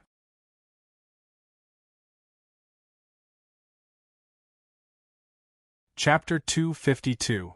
Are you sure? Lu Chaoga's face was also full of worry. Her company had just opened for business, but a murderer with a ghostly figure had sneaked in. How were they going to work properly? If news of this got out, all the busy staff and white coats outside would probably run away, wouldn't they? Smart people were afraid of death, and the people outside were all first-class smart people. Is he really still in the research institute? Seeing the fear in everyone's eyes, Fang Yan smiled and comforted them, saying, "I don't know much, and it's just a little suspicion. Maybe he's long gone.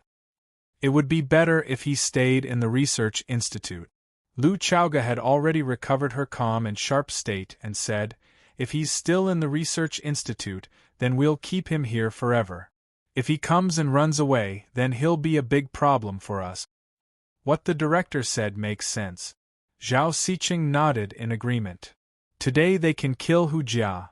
Tomorrow they can sneak in and kill another Hu Jia.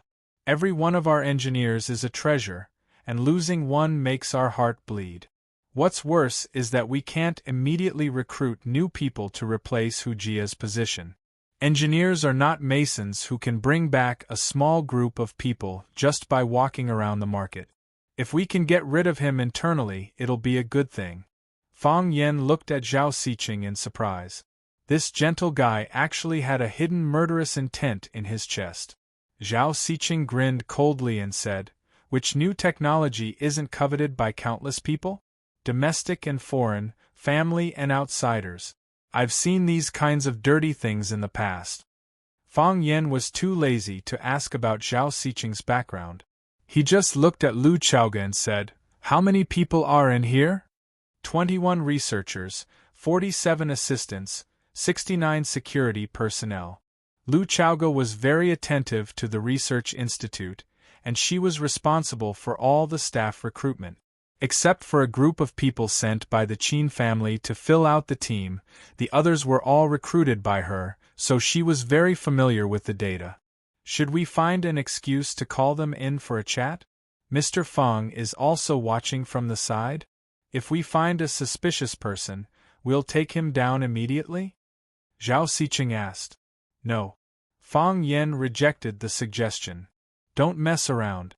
We mustn't fall into chaos here.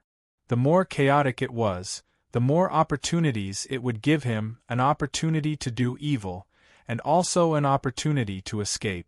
Let's just maintain the status quo. Everyone is at their own job, and there will be people who do not fit in with the environment automatically appear in front of us. Lu Chaoga trusted Fang Yen very much. She said, "I'll give you the control of this place." He then pointed to a dark-faced, skinny man standing behind Fang Yen and said, "He is Qining, the person in charge of security here." Qining. Fang Yan's gaze turned cold as he looked at Qining and asked, "You're from the Qin clan?" "I used to be a member of Tianfang Biological Group, and now I'm a member of Chaoyan Research Institute," Qining said with an indifferent expression. This kid didn't want to expose too much, and Fang Yen wouldn't force him. Plus, not everyone in the Qin family would know if Qin Etienne was injured or how badly injured she was. That was something that could be kept a secret. Fang Yen looked at Hu Jia, who was lying on the chair, and said, "Let him lie here for the time being. Don't touch his body. Before the autopsy is carried out, no one knows if there's anything strange about the body. Hu Jia's matter will be kept a secret for the time being. All of you should return to your post. Don't let them find anything unusual." Fang Yen took the lead to open the door and said, "Qining, tell me about the Research Institute's protection measures." Qining turned to look at Lu Chaoga. In this courtyard, he only listened to Lu Chaoga's orders. "Cooperate fully," Lu Chaoga said. Thus, Lu Chaoga returned to her office. The secretary made her favorite Longjing tea as usual. The head of the logistics department came to her office to report on work, and the two talked for a long time. When Zhao Siqing went out, his face and neck were red. Those who knew him knew that he had quarreled with Hu Jia again. Hu Jia was the main person in charge of the Rubik's Cube technology research, and the two of them often quarreled because of different research directions. Everyone had long been used to it. It wasn't known if he was curious or worried about Fang Yen, but after Zhao Siqing went out, he didn't return to his research room. Instead, he walked around the team of engineers outside, constantly going to some research stations to ask something, but his eyes would inadvertently drift in the direction of Fang Yen. Everyone else also returned to their respective positions. Hu Jia's office door was closed, and Qining even deliberately added a lock when he came out. He was afraid that someone would go in to report to Hu Jia and find that he was dead. Qining was indeed a member of the Qin family, and a relatively core member of the Qin family. Qin Etienne made a phone call back, and then Lu Chaoga rushed to Huaqing Airport with the research materials of the Rubik's Cube technology. She took a private plane that was already parked there and flew to Yanjing. The person who brought the private plane to Huaqing to welcome Lu Chaoga was Qining. The mistress of the family personally met with Lu Chaoga, and the two didn't negotiate for a long time. Then, Qining was ordered to send Lu Chaoga back to Huaqing, and then led his people to take charge of the security of the Chaoyan Research Institute. One had to know that Qining used to be the security consultant of the Qin family. He was mainly responsible for the safety of the family head and mistress when they went out, greeting important businessmen, and protecting visiting politicians. Of course, he wasn't the only person in charge. There were also a few old monsters who were inseparable from the family head and mistress. Later, when Miss Qin Etienne came to Huaqing to study, an old monster followed her to Huaqing. When Qining first came over, he was still a little nervous, thinking that he had made some mistake and was kicked away by the mistress. Later, when he saw a large number of engineers and researchers sent by Tianfang Biological Group, which belonged to the Qin family, Qining knew the true purpose of the mistress sending him over. This place was very important, and no mistakes were allowed. Therefore, Qining put in a lot of effort to arrange this courtyard into an impenetrable defense. However, something still happened to Chaoyan Technology, and it was the Chaoyan Research Institute, which was the core of the underground. This was a huge blow to Qining. Were the assassins outside already so powerful? Only Dean Liu has the chance to come down from the elevator in the office. Everyone else has to go through that door, Qining said, pointing to a closed silver passageway. However, it's impossible for outsiders to get in. To pass through that door, you have to go through many checkpoints. Not only are there advanced equipment checks, but there are also manual checks. Most of my brothers are also stationed there. They are all veterans, and it's impossible for them to make such a big mistake. No one doesn't make mistakes, Fang Yan said with a smile. Some people do it intentionally, and some do it unintentionally. I don't doubt your professionalism. After walking into the courtyard of Chaoyan Technology, I felt a lot of pressure. However, our eyes have blind spots, and our brains also have blind spots. What we have to do now is to find those blind spots and fill in those loopholes. Qining looked at Fang Yan with puzzled eyes and said, "Who are you?" Fang Yan grinned and said, "Curious about me now? I asked you if you were a member of the Qin family just now, and you didn't seem to want to reveal your identity. There were too many people in the room just now, and the Qin family is more low-key." The Qin family is more low-key? Fang Yan thought of the scene when Qin Etienne appeared in the tea-house in a Rolls-Royce Phantom with the old housekeeper. He really couldn't agree with what Qining said. Although his expression was so serious. "I am Qin Etienne's teacher," Fang Yan said. Qin Ying's eyes became more playful as he said, "What you said is not what a teacher should know. Teachers will not teach such knowledge to students." "My teacher is a bit special," Fang Yan said. From Qin Ying's reaction, it could be seen that he did not know the relationship between him and Qin Etienne. It seemed that the Qin family was still persistent in keeping this matter under wraps. This discovery made Fang Yan happy and disappointed. He was happy that the Qin family thought that he and Qin Etienne were just playing a game. He was disappointed that the Qin family did not put him in their eyes. Fang Yan walked very slowly. His ears were listening to Qin Ying's introduction of the entire research institute's protective measures, but his eyes were scanning everyone he passed. He had a hunch that he was among these people. A white-haired engineer was recording something on a computer. His typing speed was very fast. It seemed that he had made a new discovery and was now very excited. A balding engineer was lying weakly on a chair. His eyes were lifeless, and one of his hands was grabbing the few strands of hair on his head. A female researcher wearing a white coat was standing in front of a container that was constantly heating up. She kept recording the rapidly rising red numbers on the container cup. Everyone was busy, and everyone was focused on doing their own things. No one looked at Fang Yan. Many people did not even notice that Fang Yan was standing behind them. Fang Yan walked around and returned to the female researcher, who was standing in front of the container recording numbers. Looking at her focused expression, he asked, "Do you think I am handsome?" The female researcher raised her head and glanced at Fang Yan. The pen in her hand was still recording quickly. She said with a displeased expression, "Get lost. You haven't answered my question yet. Do you think I am handsome?" Fang Yan did not get lost.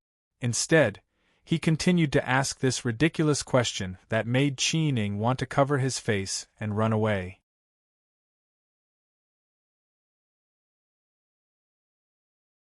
Chapter 253.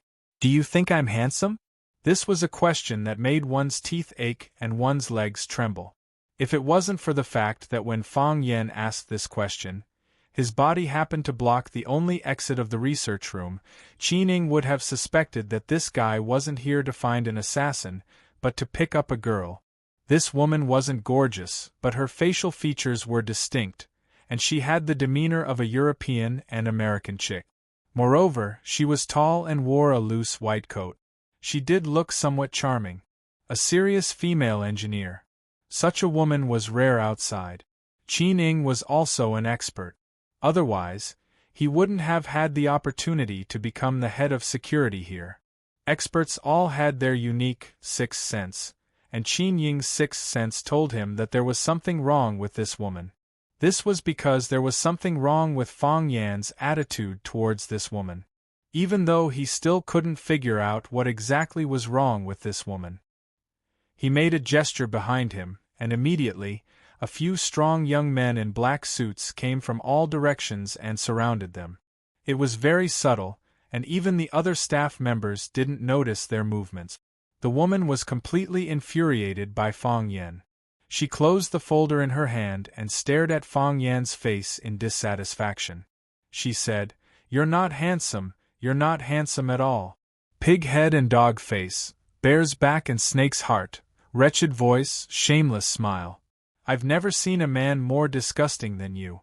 Now you know the answer, right? Get lost, don't disturb me while I'm doing my experiment." Hearing such a horrible evaluation, Fang Yan wasn't angry at all. He smiled and said, "If that's the case, why do you always sneak a peek at me? When did I sneak a peek at you?" The woman was about to explode from anger at Fang Yan. She pointed at Fang Yan and said, "I've been doing boiling experiments all this time. I didn't even notice whether you're a human or a dog. I'm not in the mood and I don't have the time to joke with you. Get lost, or I'll complain to the director. What right do you, bodyguards, have to interrupt our work? Do you know how much damage you've caused to the Institute by disrupting my train of thought?" Qi Ning stood beside Fang Yan. Although he was helping Fang Yan block off all possible escape routes for the woman, he said to Fang Yan, "The Institute has a rule that no one is allowed to disturb the work of researchers without reason." This kid was also a slippery fellow. Before things were clear, he was not willing to bear any responsibility. Now that he had reminded Fang Yan that there was such a rule in the Research Institute, it was up to Fang Yan to decide how things would develop in the future. Of course, since it was Fang Yan's decision, Fang Yan naturally had to bear the consequences. Fang Yan pointed to the glass container and said, "The container can reflect light." Although your gaze was fixed on the container and you were constantly recording the boiling index on it, I could still feel that you were secretly sizing me up. Of course, at that time I was only suspicious, but I couldn't be sure that you were definitely looking at me. When I left your research room and walked outside, you raised your head and looked at me. Fang Yan pointed to the glass wall opposite the research room and said, "Don't lie. I clearly saw you sizing me up in that mirror." Fang Yan stared at the woman and said, "Since you said that I'm not good-looking, then give me a reason why you peeped at me? I thought that you were very ugly, so I looked at you a few more times. If I were walking on the street and saw a clown wearing silk stockings or a puppy wearing a red vest, I wouldn't be able to help but look at you a few more times. Is this reason enough?" The woman said with a face full of sarcasm. "I walked through the entire underground research institute, walked past every staff member, and found a problem. Do you want to know?" "What?" the woman asked curiously. "You used perfume," Fang Yan said. "In the entire underground research institute, only you used perfume. Isn't that strange? People like you who are in the field of bioengineering should be very resistant to foreign smells." The lip flower is too fragrant, so you need to use perfume to cover its original smell, is that right?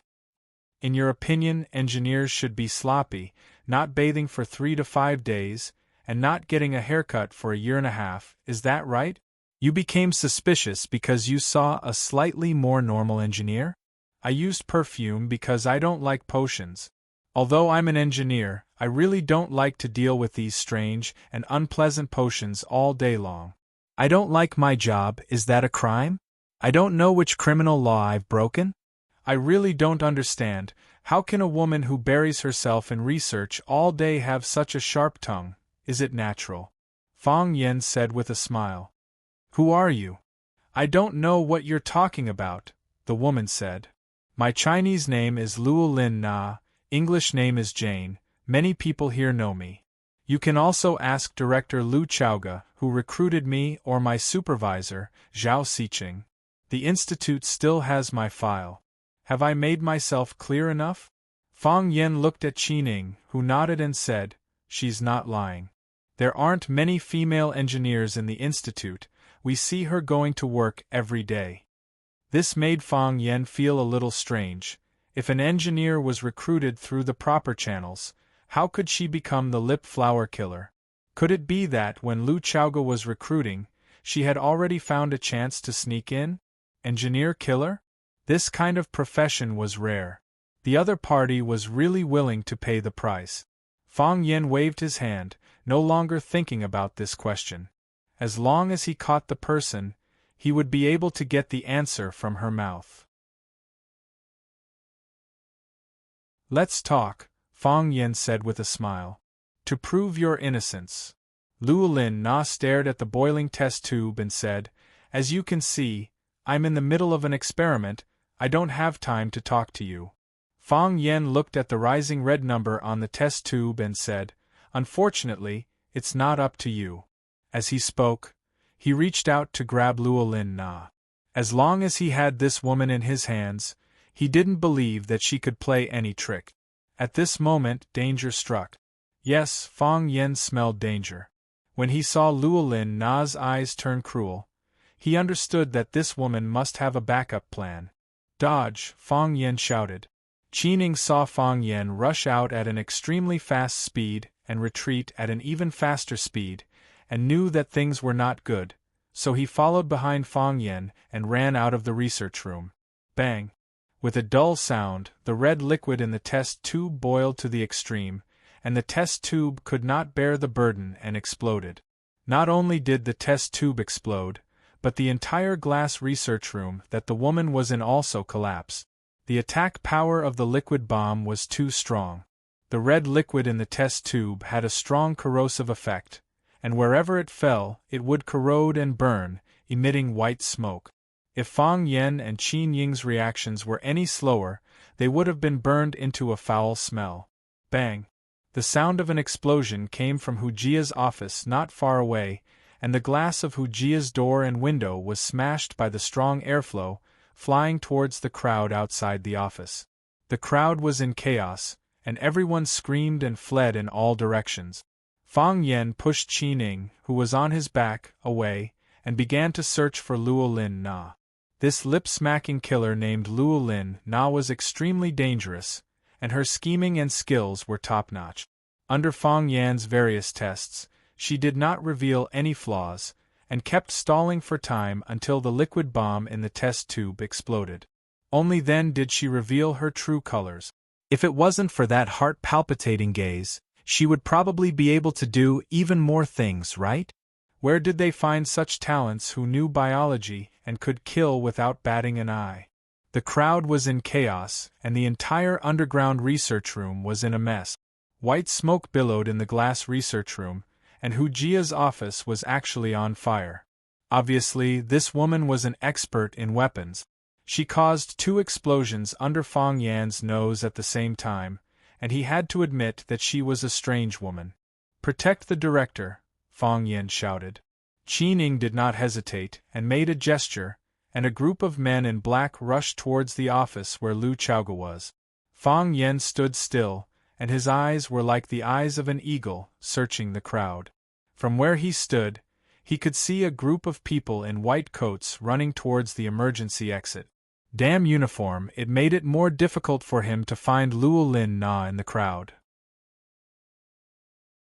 The emergency exit was tightly sealed, and the engineers ran to the door, but found that there was no way to run out of the office. One by one, they shouted, and some ran towards the director and deputy director's office, trying to force them to open the door.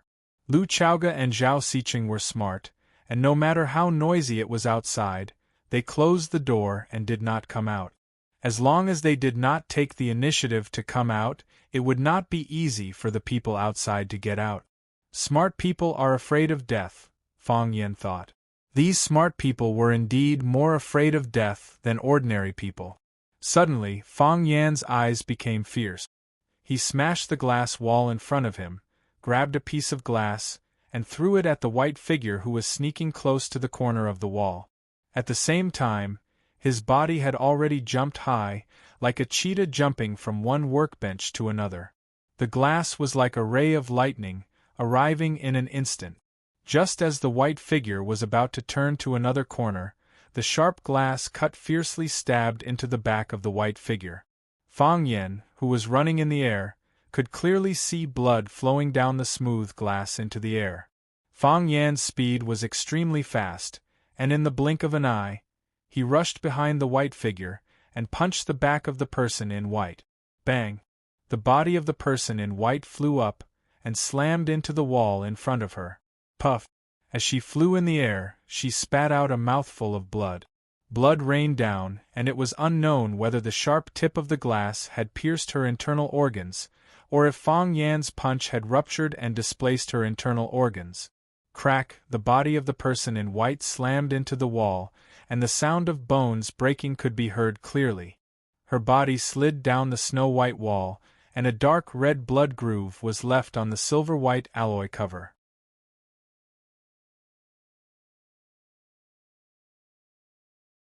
Chapter 254. The sharp glass surface had pierced through her body from behind and came out of her chest.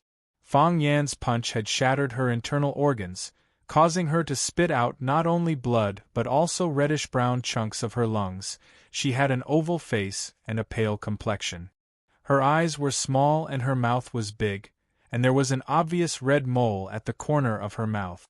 She was not Luolina, and the person who died was not the lip-smacking killer who had changed her name to Luolina.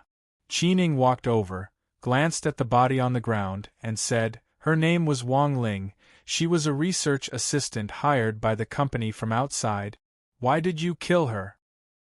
He squatted down to check Wang Ling's breathing to see if she still had a pulse. "Don't move," Fang Yan shouted. Qining looked at Fang Yan and said, "You should know what kind of responsibility you would have to bear if she had died. No one could kill people casually, even in this underground laboratory that no one knew about." "She's already dead," Fang Yan said. "The glass that pierced through her body was thrown by me, and the fatal punch on her back was also thrown by me. I can now confirm that she's already dead. But if you touch her body, you'll also die." "What?" Qining stared at the body on the ground warily and said, "She's already a dead person. What else could she have done?" Qin Ying's gaze swept over the body and said, "You're saying there's something strange about her body?" Fang Yan nodded and picked up a pen from the ground. He used the tip of the pen to lift up the white coat worn by the body and pointed at a small silver ball that rolled out and said, "As long as you touch that ball of light, both of us will be blown to ashes." "How do you know she has such a thing on her body?" Qining asked doubtfully. This kind of round ball was very rare. How could it have such a powerful destructive power? "I guessed," Fang Yan said. He didn't want to tell Qining that he and Qin Etian had experienced this kind of thing together, and he also didn't want Qining to know how he and Qin Etian had escaped from death. This was the secret between him and Qin Etian. Since the Qin family did not want to make it public, why should he be a villain? She tried to use it to fight back as the glass pierced through her body. Unfortunately, Fang Yan's speed was too fast. His fist landed on her back, cutting off her life force and draining her strength. Therefore, the silver ball could not be activated and thrown out. Otherwise, this research lab would be destroyed. Qining was very depressed. He knew that Fang Yen was hiding something from him. However, he had held back from Fang Yen before, and when Fang Yen wanted to further inquire about his background, he stopped him. Therefore, if Fang Yen didn't say anything, he couldn't do anything about it. "She's in cahoots with the lip flower killer," Fang Yen said. After looking at her height and body shape, he said, "She might be the substitute of the lip flower killer. She exposed herself at this time to cover lip flower's escape." "She has a substitute?" Qining was really angry. How many people did they send in? What are they trying to do? "They want the Rubik's Cube," Lu Chaoga said coldly as she walked over and looked at the body on the ground. "I personally recruited Wang Ling. I was worried that she was a commercial spy, so I had her life and work history reviewed from birth until now, but I didn't expect that there would still be a problem. It was because they were worried that someone would do something in the middle, so the recruitment was fully handled by Lu Chaoga. She had spent too much time and energy on it, and she didn't expect to recruit 2 killers. This was a very serious blow to Lu Chaoga." Fang Yen patted Lu Chaoga's shoulder and said with a smile, "The most famous intelligence agencies in the world are the former Soviet Union's KGB, the United States FBI, Israel's Mossad. These are all agencies that specialize in intelligence gathering and espionage, and there will also be spies from other countries in their rank. This kind of thing is hard to avoid. Long2 Group is such a big company, there should be a lot of commercial spies in it, right?" Lu Chaoga nodded and said, "It's good to be exposed earlier. Let me know how to take precautions."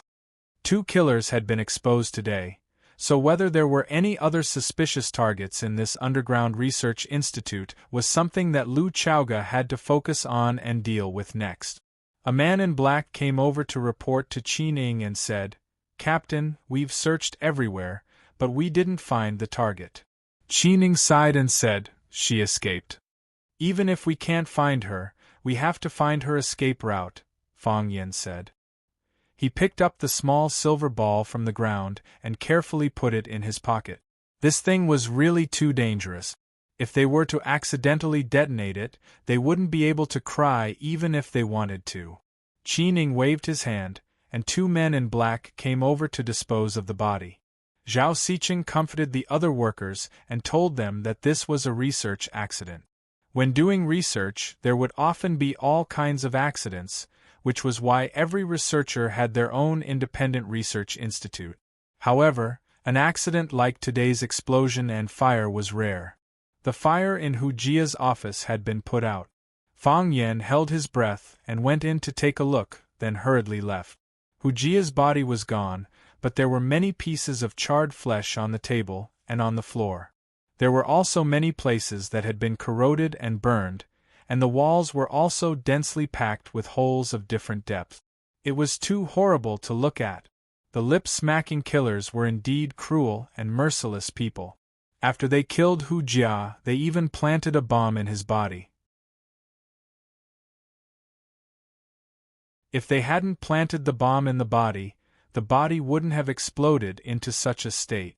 Those people had already lost all humanity. Qining surveyed the scene and remembered that when Fang Yen first came, he forbade everyone to touch Hu Jia's body. He couldn't help but take another look at him. Who was this guy? Why did he know so many things? As a professional bodyguard, he noticed a lot of details that were overlooked by others. Compared to him, he was completely unqualified as a bodyguard. Thinking of the gap between the two, Qin Ying's mood was a little depressed. Fang Yen patted him on the shoulder and said, "I'll leave the scene to you. Don't worry about whether there are other killers inside. The most important thing is to find out the way they entered. Only by blocking this way can we ensure that such a thing won't happen again." "I will," Qining said very firmly. If he couldn't even do this well, he would have no face to stay here anymore. Zhao Siqing was still comforting people outside. Fang Yen followed Lu Chaoge into her office. Lu Caoge rubbed her head tiredly and said, I don't understand. Why did she take the initiative to expose it? If they didn't kill Hu Jia, we wouldn't even know of their existence. Who keeps the Rubik's Cube? Fang Yen asked. I keep it, Lu Chaoge said. Except for me and my aunt, no one understands the real content of the Rubik's Cube. Moreover, I divided the Rubik's Cube into 2 parts and set up 2 research institutes. I'm in charge of the public, and my aunt is in charge of the other research institute in the dark. All the engineers can only get a part of the research data. As long as these research data are pieced together, it will be the real Rubik's Cube. They are anxious, Fang Yen said. After they came in, they found it difficult to get in touch with the real Rubik's Cube. Or, they can only get in touch with a part of the Rubik's Cube, so they couldn't help but make a move. They want you to be confused, so that they can infer the real Rubik's Cube from some clues. We are facing a very powerful opponent. Lu Chaoge looked at Fang Yen and said, How much do you know about them? Fang Yen took out the small ball in his arms and said, Qin Etian and I were almost killed by them. Lu Chaoge looked at Fang Yen in surprise and said, Qin Etian asked for leave because of this? She knew that Qin Etian had asked for leave for a long time, but she didn't know the inside story of her leave. She was injured, Fang Yen said. She took a bullet for me. Lu Chaoge looked at Fang Yen with a strange expression and didn't speak for a long time. I am her teacher and she is my student. Maybe we are also a pair of friends who can talk to each other, Fang Yen explained. Does she think so too? Lu Chaoge asked. I have heard some of the rumors in the school. Fang Yen shook his head and said, You know better than me what kind of existence the Qin family is. It is impossible for the 2 of us. Besides, I am a teacher and she is a student. Our relationship will be that of a teacher and a student. Lu Chaoge chuckled and said, If you agree, I think Qin Etian is very willing to leave Rosefinch. To be honest, the school's education is meaningless to her. I have seen her mother, and I know what kind of woman she is. I have always been proud of my abilities, but after interacting with that woman, I actually felt inferior. It is not jealousy, it is inferiority. Can you imagine my disappointment when I took the Qin family's private plane back to Huaqing? Although our negotiation was very pleasant, I still felt very disappointed. It was as if something was missing. If Qin Etian really wanted to learn, she had a lot of options to choose from. Every choice is 100 times better than her staying in Rosefinch. What I don't understand is why she is still willing to stay in Rosefinch. If Qin Etian is this kind of person, her parents are definitely not ordinary people, Fang Yen said. Last time they made a move on Qin Etian, and this time they killed people in the research institute. They are really unscrupulous. We can't take revenge on every killer, Lu Chaoge said. We need to find out who is controlling these killers. How should we take revenge on them?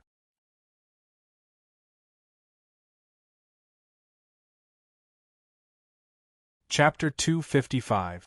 If you can't think of it, they can't do it. Qining found the route of the lip flower killer's escape, which was through the smoke vent in the kitchen. Such a small hole could only accommodate 1 cat, but it became a free passage for them to commit murder.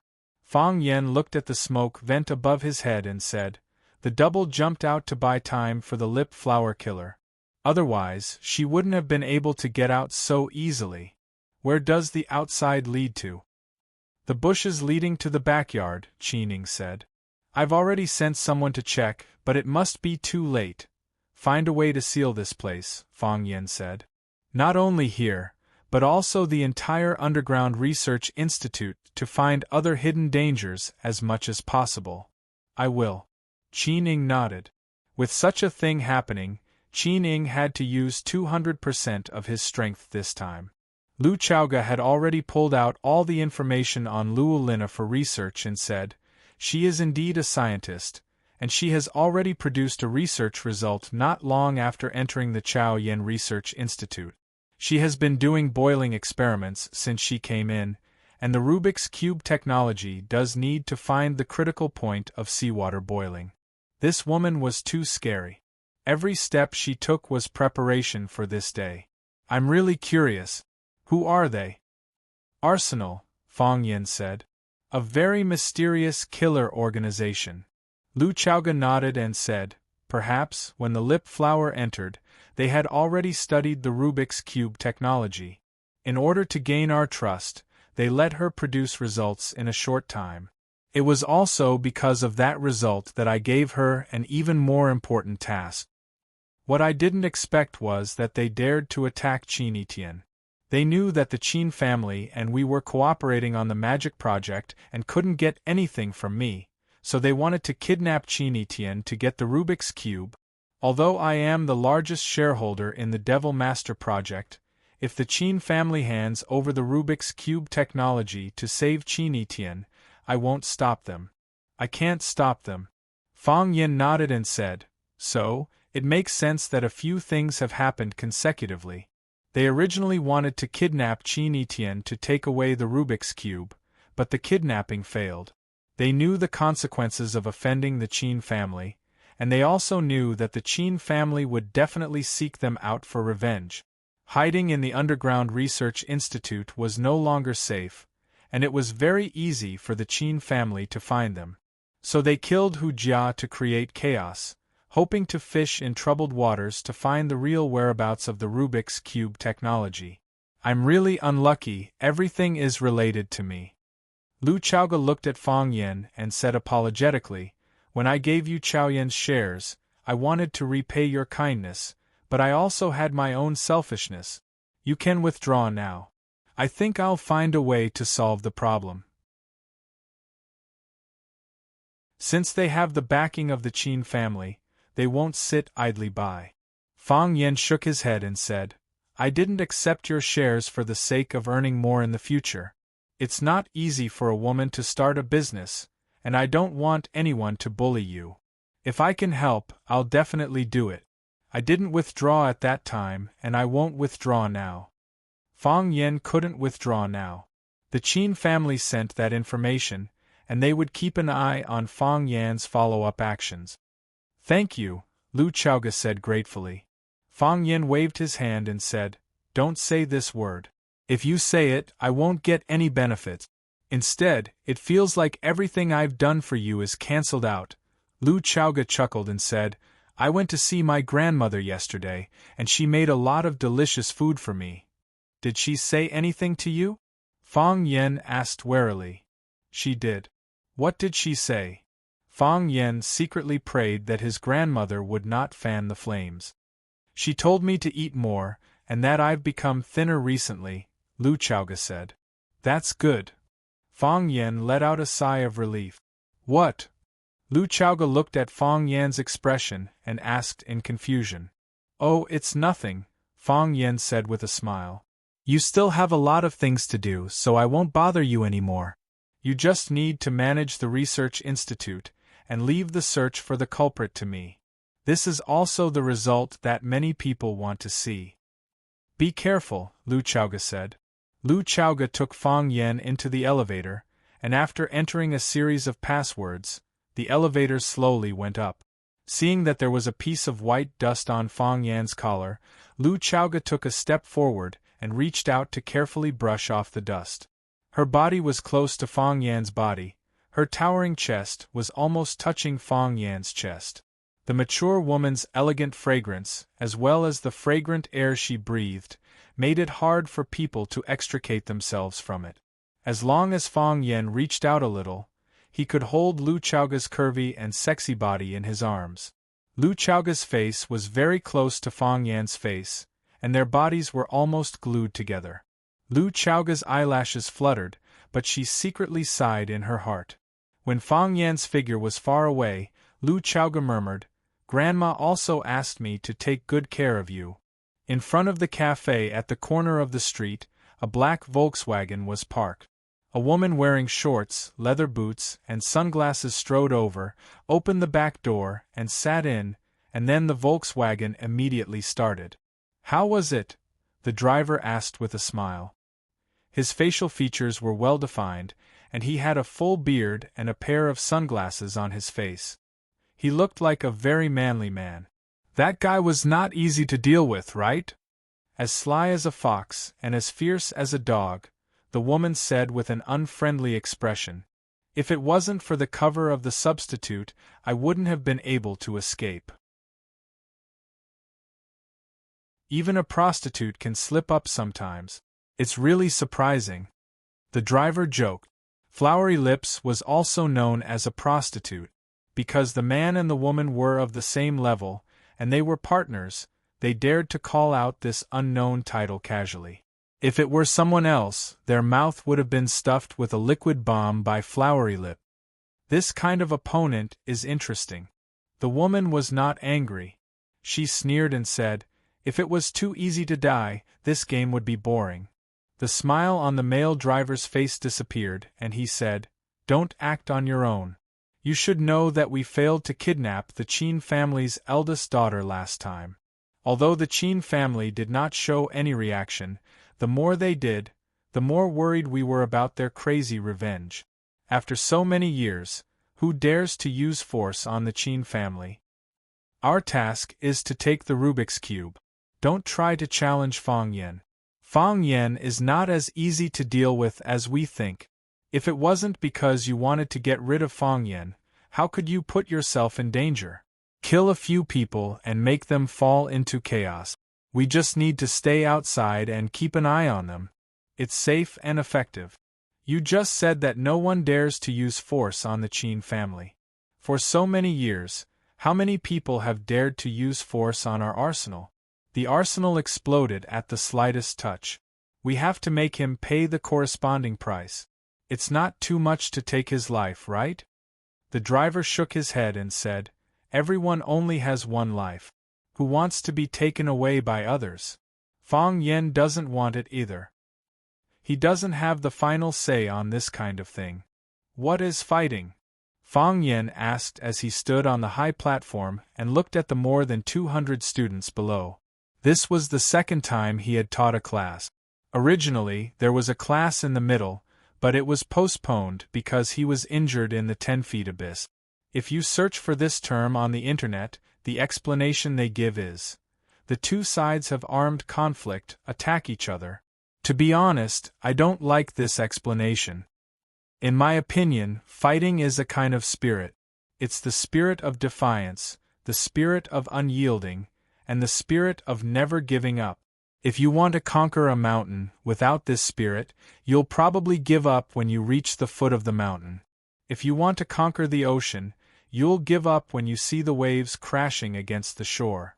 If you want to be number one in the whole year, you'll give up when you see a difficult problem to solve. This spirit is the essence of fighting, and it's also the spirit and blood of fighting. You must be wondering why I'm teaching you about fighting today. Because I want to tell you that in fact, fighting is everywhere in our lives. An exam is a battle, a sports training is a battle, some boys fall in love with the most popular campus belle is a battle. Of course, if there's a girl who likes Tangqing, she may also have to go through a fierce battle. The whole audience burst into laughter. Tangqing was also laughing, but as he laughed, his face became gloomy. "Qinitian, where are you? Even if you don't like me, you don't need to hide from me. Send me a message to tell me that you're still alive, that you're fine. Just a message, okay? I beg you, send me a message, okay? Most importantly, I also have a battle coming up. I've thought about escaping, I've thought about surrendering, but in the end, I still decided to face it bravely. I made this decision because I have the spirit of defiance and injustice in my heart. Mr. Fong, are you going to fight with your rival in love? Mr. Fong, if you like me, you don't have to compete with others. Mr. Fong, what kind of battle are you talking about? Fong Yen waved his hand and said, "There are many kinds of battles. If there's a disagreement, we'll fight with our fists and feet." Fong Yen waved his hand at the people behind him. Fong Yingxiong and Fong Haohan, who were dressed in white shorts, walked out from behind the curtain. The whole audience screamed and applauded like thunder. The students knew that Mr. Fang Yen was going to perform kung fu again. He wanted to tell the students the real meaning of fighting through experimental actions. Fang Yen bowed to the audience and waved to Fang Yingying to attack. Fang Yingying stood where he was, with a painful expression on his face. He still lacks that spirit. Fang Yen said to the audience with a smile. The students under the stage roared with laughter again. Fang Yen waved to Fang Yingying again, threatening him with his eyes to attack immediately. Plop! Fang Yingying sat on the ground and said, "The battle is over, I'm already dead." Fang Haohen's face changed dramatically, and he was extremely angry. Fang Yingxiong, this idiotic scoundrel who doesn't care about face, making such a decision without any integrity. What do you mean by sharing weal and woe as a good brother? Can't you at least tell him in advance? Fang Haohen clenched his teeth and also lay straight on the ground, shouting anxiously, "I'm also dead, I'm also dead."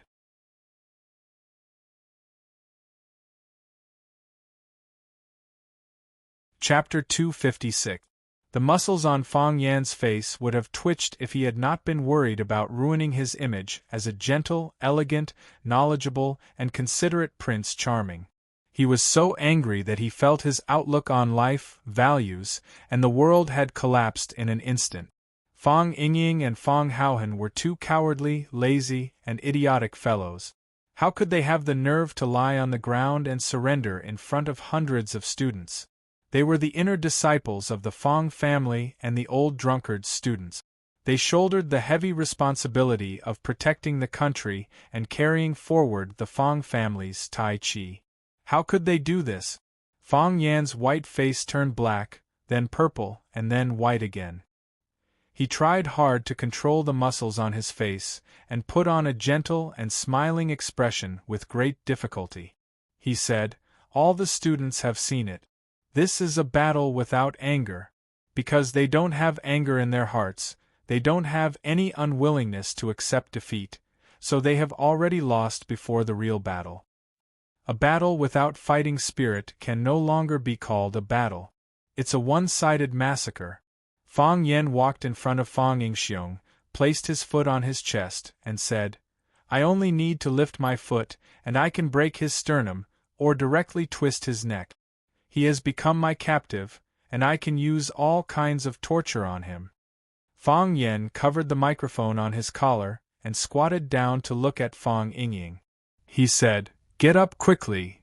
"No." Fang Yingying shook his head desperately. "If you don't get up, I'll step on you." "I won't get up even if you step on me to death," Fang Yingying said with great determination. "If I get up, you will humiliate me first and then step on me to death. What will make you agree to it?" "Don't hit me." "That's impossible." "Then there's nothing to talk about. I promise I won't hit your face." "That won't do," Fang Yingying said. "If you hit me, I'll lose face in front of these hundreds of students, especially those female students. They used to smile at me when they saw me on the road. Once, when I was eating in the school cafeteria, they even poured their unfinished braised pork into my plate. If you hit me, they won't smile at me anymore, and they won't give me braised pork. They gave it to you and you ate it? Why not? Are you a pig?" "I was born in the year of the pig," Fang Yingying answered smoothly. "Junior Marshal Uncle, I have something to discuss with you." "What? Can you let me beat you up?" Fang Yingying asked carefully. "What?" Fang Yen almost jumped up. "You haven't even cooperated with me in class, and now you want to beat me up? Does he even care about seniority? Look, so many people like you, but Fang Haohen and I are still single. I'm not in a hurry, but Hero is already so old. Let's not talk about marriage and having children, even if we fall in love and touch a girl's hand. I've only touched Fang Haohen's hand, but I've never touched a girl's hand. Fang Haohen is even more pitiful, he's only touched my hand. So I should let you beat me up, and then countless girls will cry and beg to marry you." "Yes, yes." Fang Yingying nodded. "If Miss Yi beats you up, she will become the queen of Rosefinch High School. I've asked around, and many boys like her. Last time when I was walking on the road, there were 2 guys who ran up to me and asked for Miss Ye's phone number. You're so good at martial arts, if Hero and I can beat you up, we will become the idols of our school. How can you be so childish? Fang Yen said angrily. How am I childish? Fang Yingying was not convinced. He had been thinking about this for a long time. As long as Junior Martial Uncle beats him up, he will immediately become famous in Rosefinch and become the king of Rosefinch, the legendary bird king. Just thinking about it made him so excited that all the fat on his body shook. You think Yi Gentle will become the queen of Rosefinch just because she beats me up? Ask Li Xiaoyan to come and beat me up. See if there are any guys who treat her like a queen. See if anyone runs to you to ask for her phone number. At that time, everyone will say that this woman is ugly and violent. Whoever marries her will be unlucky. Li Xiaoyan was the daughter of the Monkey Fist Li family, and she was the most important person in their circle. With a height of 1.6 meters and a weight of nearly 100 kilograms, she was like a moving mountain of meat when she walked. Even Fang Yingying, the fatso, looked small and dainty in front of her, not to mention Fang Yen and Fang Haohan. Fang Yingying's eyes were dull, and he said, Junior Martial Uncle, what do you mean? If you are good-looking, people will praise you for your lively personality after they see you beating people up, and it will add a rude and arrogant charm. If you are ugly and still beat people up, people will say that ugly people are more mischievous. I'm not ugly, Fang Yingying said stubbornly. That's what you think, Fang Yen said angrily. He suddenly used his strength and dragged Fang Yingying up from the ground. Fang Yingying was anxious, and he wanted to lie down again as if he was suffering from osteochondrosis. Fang Yen patted his shoulder, and Fang Yingying's reflex muscles were suppressed, and he hit Fang Yan's chest with his palm. Fang Yen was very happy, and he said to the students in the audience, Did you see that? Even a clay figurine has some anger. When a person has anger, the strength he can display is quite shocking. This kind of person, even if the final result of the battle is defeat, he has already gained my respect. Although Fang Yen said this, he had already kicked Fang Yingying, who had gained his respect, to the back of the curtain of the stage, and he couldn't get up for a long time. Fang Yen walked toward Fang Haohan, and Fang Haohan's eyes closed, and he directly fainted. Fang Yen was a little regretful and thought, next time in the big class, he would just bring Fang Haohan to the stage alone. As an elder, he must be fair, and treat everyone equally. Today, he hit Fang Yingying but not Fang Haohan. This was not fair, and presumably, Fang Yingying was also not happy. Being a person is difficult. Blue Mountain Club. This was one of the more famous clubs in Huaqing, and it was also the first choice for the young masters of Huaqing to gather. There was a rumor that the backer of this club was one of the 4 young masters of Huaqing, but who it was still a mystery. This was because none of the 4 prodigies of Huaqing had admitted that they were related to Blue Mountain Club. There was a big battle recently, have you guys heard about it? A young man with ear studs asked curiously. In his arms was a snow-white, big-breasted loli. The loli was holding a fork in her hand, and she was currently feeding the strawberries on the plate into the ear stud man's mouth one by one. What battle? Let's hear it. A woman wearing a black dress that revealed her beautiful collarbone asked casually. She was flirting with a handsome British guy beside her. This is a real battle, the ear stud man said with a face full of pride. Hua Xia Tai Chi fighting the Japanese sword god. Doesn't it sound a bit interesting? This isn't like those boxing matches on TV.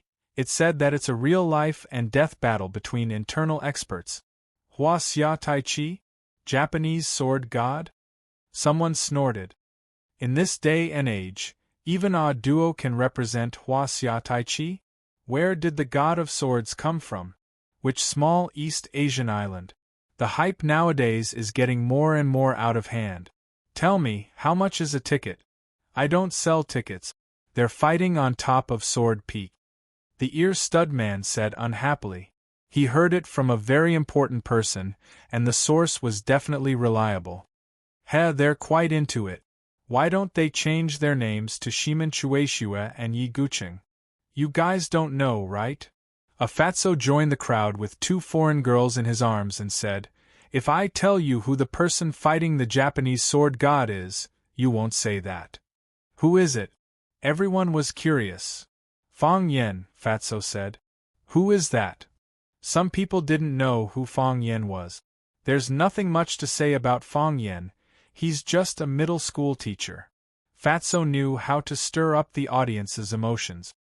However, this little teacher destroyed Lu Shu, one of the 4 young masters of Huaqing. I heard that his body was crippled and his face was disfigured. Do you guys think he got his title of flower breaker for nothing? Does that mean you guys understand that this isn't a game? That Fong Yen.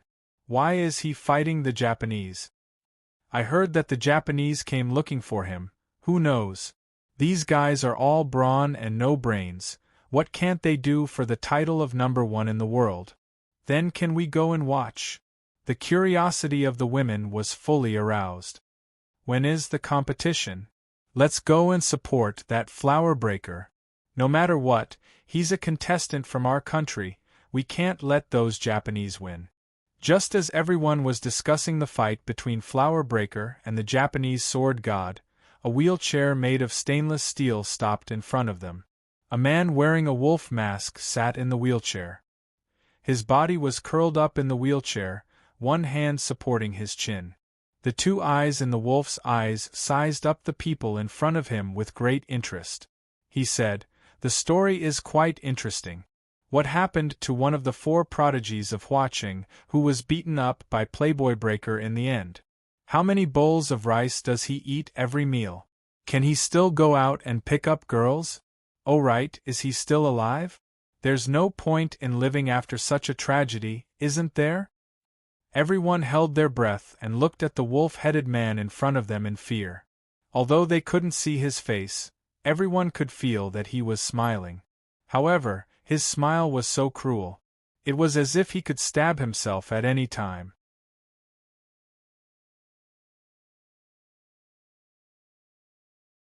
Chapter 257. No one answered the wolf-headed man's words. This person's arrival was too strange, and his identity was too suspicious. Under this dim and ambiguous light, wearing a bronze wolf mask in front of everyone, it already made everyone's heart feel heavy, and it was hard to breathe. Was this something that a normal person could do? What? No one wants to answer? The wolf-headed man said with a smile. You see that I am disabled, so you bully me? The man with the earrings secretly swallowed and said, We are not bullying you, but the questions you asked, we don't know. That young Master Lu. Ever since his accident, he has never shown his face in public again. Before, when he had nothing to do, he would come to the Blue Mountain Club to sit down. I even fought with him a few times, but I haven't seen him for a long time. Yes. There was a rumor that he was dead before, but I don't believe it anyway. Later, Lu Qingming came out to support the Lu family, and this rumor became more and more popular. Fatso didn't go on. If he did, it would seem like he was trying to sow discord. So you think that the unlucky and miserable young Master Lu is dead, right? The wolf-headed man reached out to pat Fatso's face. Although Fatso was fat, he wasn't short. The wolf-headed man sitting in a wheelchair tried to stretch out his hand, but he couldn't reach his face. Give me your face, the wolf-headed man said. Fatso clenched his teeth, ignoring everyone's surprise and the subtle sneers on their faces, and really gave his face. The wolf-headed man patted Fatso's face, laughed, and said, You, Fatso, your fat head is quite flexible. Do you know what will happen to you if you don't give me your face? I don't know. Fatso's face was very close to the wolf-headed mask, so he could more deeply feel the ridicule and hatred emanating from the wolf-headed man's eyes. He felt very strange.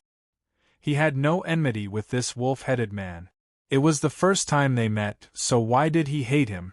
Soon, he understood that the wolf-headed man's eyes weren't deliberately aimed at him, because the target of his ridicule and hatred was himself. He looked at others with the same eyes. "I'll break one of your legs." The wolf-headed man was laughing, but his voice was sinister. Fatso didn't laugh. He knew the wolf-headed man wasn't joking with him. Although the wolf-headed man was disabled, the person pushing the cart behind him looked at him as if he was a lifeless corpse. He was afraid of the wheelbarrow. "This is really a bad habit." The wolf-headed man let go of Fatso's face and sighed softly. "I'm disabled, so I want to break everyone's legs. Why do I have to sit in a wheelchair while you can walk? It's not fair." The wolf-headed man looked at the crowd and said, "Don't you think this is unfair? Didn't you guys want to know what happened to one of the 4 prodigies of watching who had his legs broken and face disfigured? I happen to know him very well. Let me tell you what kind of life he leads, okay? Do you know how he walks?" the wolf-headed man asked. Everyone was stunned. Was this guy a lunatic? Some of the smarter ones already understood the wolf-headed man's identity. They wanted to stuff their heads into the sofa so that no one could recognize them. Why did he come to the Blue Mountain Club tonight? Why didn't he go to the Jiangnan Club? Why didn't he go to the Alluring Club? Why didn't he go to any other club? Why did he have to go to this damned Blue Mountain? "Let me show you," the wolf-headed man said with a chuckle. He used both hands to support himself in the wheelchair and tried to stand up. Just as his butt left the wheelchair, he fell back down powerlessly. He didn't have much strength left in his body. The wheelbarrow man wanted to help, but the wolf-headed man pushed him away and said, "I'll do it myself." He took a step forward and landed on the ground with one foot. Then, he raised his other foot and landed it gently. His butt arched and he grabbed the wheelchair with both hands to support his body. When both his feet landed on the ground at the same time and he was sure that he could stand, he slowly let go of his hands that were holding the wheelchair. Fortunately, his body only swayed a few times and he didn't fall. "Come, let me show you how young Master Lu, one of the 4 young masters of watching, walks," the wolf-headed man said with a chuckle. His left leg stood more steadily. His right leg was more seriously injured, so when his left leg took a step forward, his right leg dragged forward at the same time. His body swayed left and right like a duck that had just learned how to walk. He walked from the bar counter to the long corridor and then from the long corridor to the bar counter. He said with a chuckle, "Did everyone see that? That young Master Lu walks like this? Don't you think it's funny? Don't you think he's like a duck?" The wolf-headed man laughed as he walked. The space wasn't big, but he walked over and over again in high spirit. As he walked, he asked everyone if young Master Lu walked like a duck. There were more and more onlookers, and some people even ran out of the private room to watch up close. No one spoke and no one smiled. Everyone held their breath, as if they were watching a very sad one-man stage play. In the private room upstairs, Lu Qingming and a group of his companions were drinking and chatting. Looking at the wolf-headed man's performance through the window, Lu Qingming's face was gloomy. "Young master, is that wolf-headed man crazy? Since when does the Blue Mountain Club need a clown to perform?" But Lu Qingming suddenly turned around and slapped the talkative guy's face. "Don't call me young master," Lu Qingming roared. A long-legged beauty leisurely held a glass of wine and said, "What? Lu Qingming, do you only have this little courage?" "It's the Lu family's decision to let you take the lead, not you. What are you afraid of?" "Wang Jinghong, shut up." Lu Qingming fiercely glared at the woman and said, "If you want to die, don't drag me to hell with you." Wang Jinghong stood up and stood in front of the window with a glass of wine in his hand.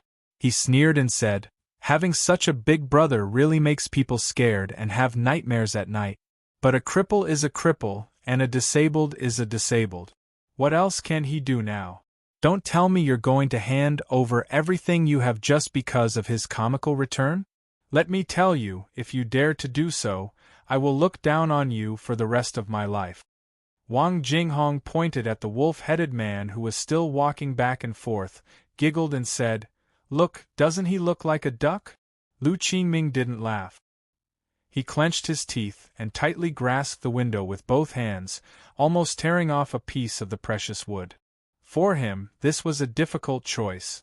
The wolf-headed man walked back and forth 5 or 6 times, panting and sweating profusely. More and more people gathered around, which made him very satisfied.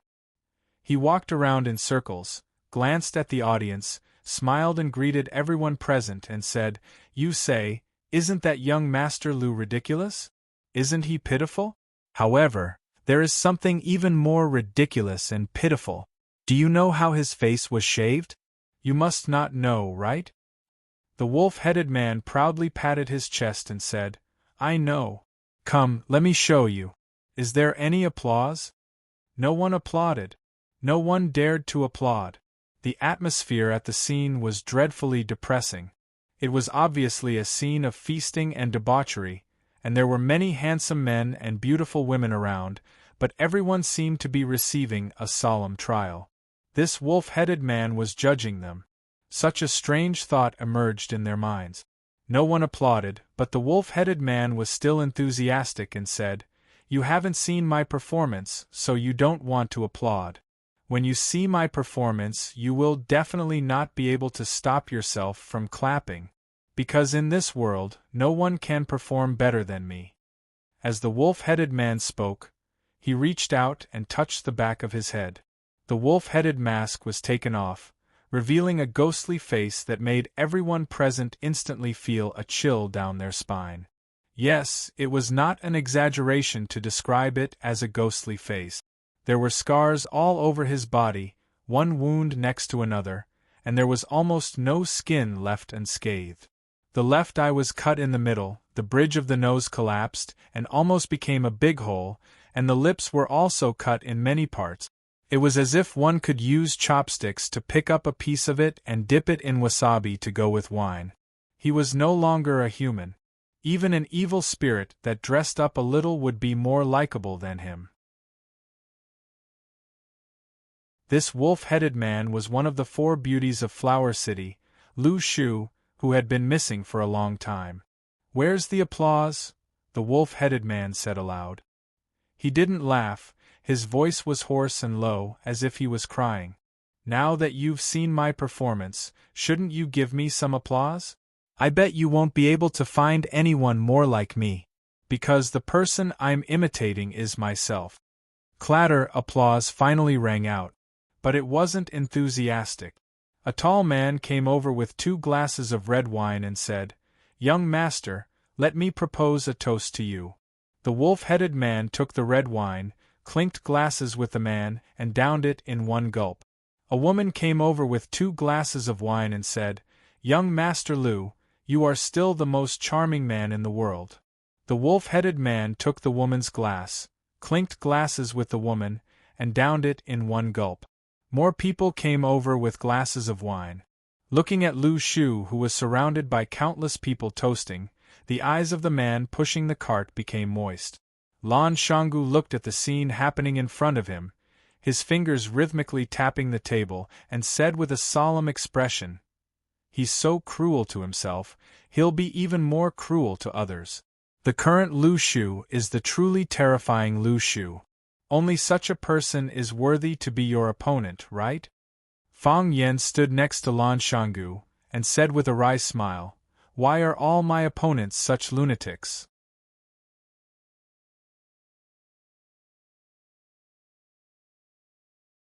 Chapter 258. The most unlucky thing was to wear a new pair of leather shoes and accidentally step on dog poop. What was even more unlucky was to want to wipe the poop clean but accidentally let it stain your new pants. Fang Yen felt that bumping into the willow tree was like stepping on a pile of poop. Moreover, he thought that his previous action had already gotten rid of that pile of poop. Now it seemed that the poop had already moved to other parts of his body, such as his eyes. To be honest, the willow tree's performance today made him feel a chill in his heart. Using Lan Shangu's words, he was so fierce to himself. If it was his enemy that fell into his hands, there would only be death. Everything that the willow tree did was to ruin himself. He sank his face and dignity to the bottom of the valley. He treated himself as a pile of mud. He already said that he was a pile of mud. How could you laugh at him and step on him? No one laughed at him, and no one looked down on him. The trash that should have left the stage of watching, instead, risked his life to climb up from that smelly ditch. Even at this time, his body still carried that stench, and some of his rotten flesh had already grown fat maggots. However, a man that could stand up from that kind of hopeless situation was a real man. He would always be able to gain more respect from others. Therefore, the willow tree became the central character of the Blue Mountain Club tonight. Lan Shangu sat back on his seat and said, "These families that have been passed down for hundreds of years always have their own outstanding points, especially when it comes to the cultivation of their descendant. Every family has some unique methods. The saying that the Lu family produces talents isn't just for show. Most of the time, they use a free-range method and let you fight for it yourself. If you win and get it, then these things are yours. In order to train the strongest lion to take over, the Lion King doesn't mind his children killing each other." Lan Shangu sipped his wine and said leisurely, "Previously, it was the willow tree that rushed out, so the Lu family piled all the resources on him. Afterwards, the willow tree met with a disaster and was seriously injured. The Lu family pushed Lu Qingming out. How could a big family without a young spokesperson work? They don't care about their own family, but they have to give those fellows that follow behind there but some confidence." Obviously, the willow tree wasn't convinced. He ran out tonight and put on such a show, which made the Lu family lose face, but announced his strong return. When he entered the door, he seemed to see Lu Qingming's car. If he was also in the Blue Mountain Club, he must be very sad to see this scene, right? Next, it will be a fight between two tigers, or one tiger following the dragon. It will be up to the brothers to choose. Fang Yen returned to his seat and said, "I'm not interested in the fights between you big clans. I'm from a small family. I just want to eat my fill and wear warm clothes. You're also one of the 4 prodigies of Huaqing. Can you help me talk to Willow Tree? How about that?" Lan Shangu looked at Fang Yen with a smile and said, "Brother Fang, you are making things difficult for me. You and the Willow Tree are mortal enemies. It is said that the Willow Tree's good face was cut like this because of you. If I go and mediate between you, he will definitely hit me with a wine bottle. I admit that I broke his leg and scratched his face, but I had no choice. You don't know how dangerous the situation was at that time. He brought a group of people to kidnap my dearest family and wanted to kill me as well. I endured and endured, but I had no choice but to beat his legs and cut his face. After doing this, you don't know how sad I was. I haven't recovered until now." Lan Shangu widened his eyes and stared at Fang Yen. He thought to himself, how could this guy say something so shameless? When were you sad? After you crippled the Willow Tree, you seriously injured the Jiang family, took Xia Tian to eat at Sky No. 1, and conveniently destroyed the famous Tai Chi master Lu Shiru. You still haven't recovered? Fang Yan's expression was sad, and he said in a sorrowful voice, "When I saw the Willow Tree take off his mask, I can't describe how I felt. How did a good young man become like this? Although I scraped him a few times, his face is really disgusting." This time, Lan Shangu not only felt that the Willow Tree was dangerous, but also felt that the guy in front of him who talked about the Willow Tree with a pitiful face was even more dangerous. There were so many perverts these days that people didn't feel safe living.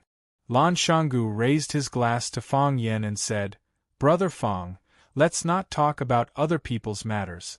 You should have already guessed why I came to find you. Everyone is staring at the big fat piece of meat that is the Rubik's Cube, and our Lan family is no exception. With such a good thing like getting rich, we have to take care of our own brothers first, right? Fang Yen looked at Lan Shanggu thoughtfully and said, I have guessed why you are looking for me, but what I don't understand is why you are looking for me. What does I have to do with the Rubik's Cube technology? I am just an ordinary teacher at Rosefinch Secondary. Lan Shanggu laughed and said, Brother Fang, it's meaningless to talk like this. Who is in charge of the Rubik's Cube? Miss Lu Chaoga. Lu Chaoga separated from the Jiang family and rebuilt Chaoyan technology with the Rubik's Cube technology. Although I am not as smart as the others, I am not that stupid. Chaoyan technology, from the name, you can tell that this is the company of Lu Chaoga and Fang Yen. Can your position in the company, or your position in Lu Chaoga's heart, be light? Fang Yen shook his head and said, I am really not joking. At that time, I did not agree with the name Chaoyan Technology, and I have never asked about the company's matters. Why don't you talk to Lu Chaoga? Lan Shanggu sighed and said, In the past, everyone was familiar with each other, but now it is not easy to see her. I have made several appointments, but she did not have time to come out. Fang Yen thought, of course, Lu Chaoga would not run out to meet you at this time. Chaoyan Technology had just been established, and the Underground Research Institute had already been destroyed. Excellent engineers were killed, and she was now very busy. More importantly, in a situation where the enemy was unknown, how would she know who was the good guy and who was the bad guy who wanted to overthrow her? In the face of profit, those people could really do anything. To tell you the truth, in order to be your partner, I have specially asked someone to investigate the relationship between you and Miss Lu Chaoga. In fact, this matter is not very difficult to verify. You only need to go to Rosefinch and ask. Brother Fang is now the spokesperson of Lu Chaoga in Rosefinch, and even the principal of the school values you very much. I think, in addition to Brother Fang's outstanding ability, it is also because of Lu Chaoga's influence behind the scenes, right? That's right. Fang Yen nodded. When Lu Chaoga left, she did put in some good words for me. So, Fang Yen, how about helping me out? Lan Shanggu looked at Fang Yen sincerely and said, I know that Lu Chaoga found a very powerful partner in Yanjing, and even the Jiang family does not dare to easily go against them. I know what I am capable of. You guys eat the meat, and I will be satisfied with a sip of the soup. What do you want? Fang Yen asked. Since you intend to commercialize the Rubik's Cube, then you will definitely develop products suitable for civilian use. How about the Lan family sell these products? I have no right to make the decision, Fang Yen said. But I can help you pass on the intention of cooperation to Lu Chaoga, and let her decide whether to accept your cooperation. How about it? Lan Shanggu was overjoyed. He raised his glass to Fang Yen again and said, Brother Fang, I cannot thank you enough. I will repay you in the future. You're too kind. Fang Yen said. It's nothing. I'm not doing this for money. Brother Lan and I hit it off. Yes, we hit it off. The two looked at each other and laughed. They drank all the wine and drank it all. Lu Shu drank a lot of alcohol, red wine, beer, and even vodka with high alcohol content. His head was dizzy, and his eyes were blurred, but he was really happy. They say that those who survive a disaster are bound to have good fortune. He went from a famous genius in Huaqing to a disabled, useless, and ugly monster. This huge difference almost made him collapse. At the beginning, he almost didn't dare to look in the mirror, because he didn't dare to see how his face was ruined. Now, he could calmly face that ugly face that made him want to vomit, and he could even use this face to joke in public. Who knew what kind of painful psychological changes he had gone through during this time? Lu Shu hugged a woman and laughed. I'm not a charming man. Look at my face. If a man like this were to lie on you, wouldn't you have nightmares at night? Lu Shu hugged another woman and said, If the two of us stand together, wouldn't we be the beauty and the beast that people often talk about? I'm quite qualified to play the beast, right? Another person came over to propose a toast. When Lu Shu raised his head and was about to accept the wine cup, the expression on his face suddenly became stiff. The eyes that were still laughing just a moment ago also became vicious and fierce. Very quickly, Lu Shu laughed again. He laughed very happily. His laughter was arrogant and heart-wrenching. He laughed so hard that he couldn't stand straight and couldn't breathe. He laughed so hard that tears flowed out. But the tears were red. He looked at Fang Yan standing in front of him and said, You're here too? You're also proposing a toast to me? You also think I'm very admirable, right? I'm here to express my apology. Fang Yan handed over the glass in his hand and said, I shouldn't have beaten your legs like this. I shouldn't have shaved your face like this. I apologize to you. I hope you won't take it to heart. You're apologizing to me? You're telling me not to take it to heart? Lu Shu laughed and wiped the tears from the corners of his eyes, as if he had heard the funniest joke in the world. You hurt me like this, and you're telling me not to take it to heart? Fang Yan, you're really the most interesting guy in the world. Ha ha. Yes, I'm very regretful. I shouldn't have broken your legs, I shouldn't have shaved your face, I should have killed you directly. Fang Yan handed over the red wine glass in his hand and said, Please accept my most sincere apology.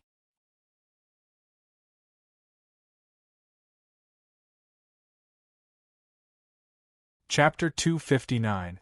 Thud thud thud. The person pushing the cart rushed toward Fang Yan. While running, his hands were waving casually in front of him. Originally, it was plain and unremarkable, like a child playing house, and almost no one would pay attention to it. However, when his hands were waving slower and slower, as if each wave was as heavy as 1,000 caddies, and the air produced a hissing sound, Fang Yan's face began to become dignified. Collapsing cloud palm. A palm could collapse the clouds, and a fist could break chi. What was a cloud? What was chi? It was a fluid and elusive substance, which could be seen but not touched. However, a fist could collapse the clouds, which showed how fierce and overbearing it was. If the master was humiliated, the subject must die. As the person pushing the cart for the willow tree, seeing Fang Yan humiliating his master, he was extremely angry, and wanted to slap Fang Yan to death. The person pushing the cart was extremely fast, and in a flash, he rushed to the front of Fang Yan. Then, he slapped Fang Yan's face. Fang Yan had destroyed the willow tree's face, so he wanted to smash Fang Yan's head. What people who practiced martial arts cared about the most was fairness. The person pushing the cart was tall and strong, even taller than Fang Yan by a head. After the process of accumulating power, the palm of the person who was waving the cart slowly turned purplish-red. That was the reason why the internal energy was burning in the body to a boiling state. His movement also suddenly increased by countless times, and he slapped down as fast as lightning. Even Fang Yan could only see an afterimage, and the naked eye couldn't even see the person's body clearly. Hiss, the air squeezed even more fiercely, and a painful groan could be heard. Fang Yan wasn't sure whether this collapsing cloud palm could collapse the clouds, but he knew that it could definitely collapse the air and his head. Fang Yan lightly stretched out his hand. If someone wanted to slap him, he would just stretch out his hand to block. It was that simple. Bang! The cup in the willow tree's hand suddenly exploded. It was injured by the internal energy that burst out from the palm of the person pushing the cart. Fang Yan held the wrist of the man who was pushing the cart. His palm had already returned to its normal color. This was because the energy in his palm had been released. Fang Yan looked at the ugly face of the willow tree and said with a smile, "Willow tree, I'm not joking with you. I'm really sorry. I'm sorry for only breaking your legs and scratching your face. I should have just killed you.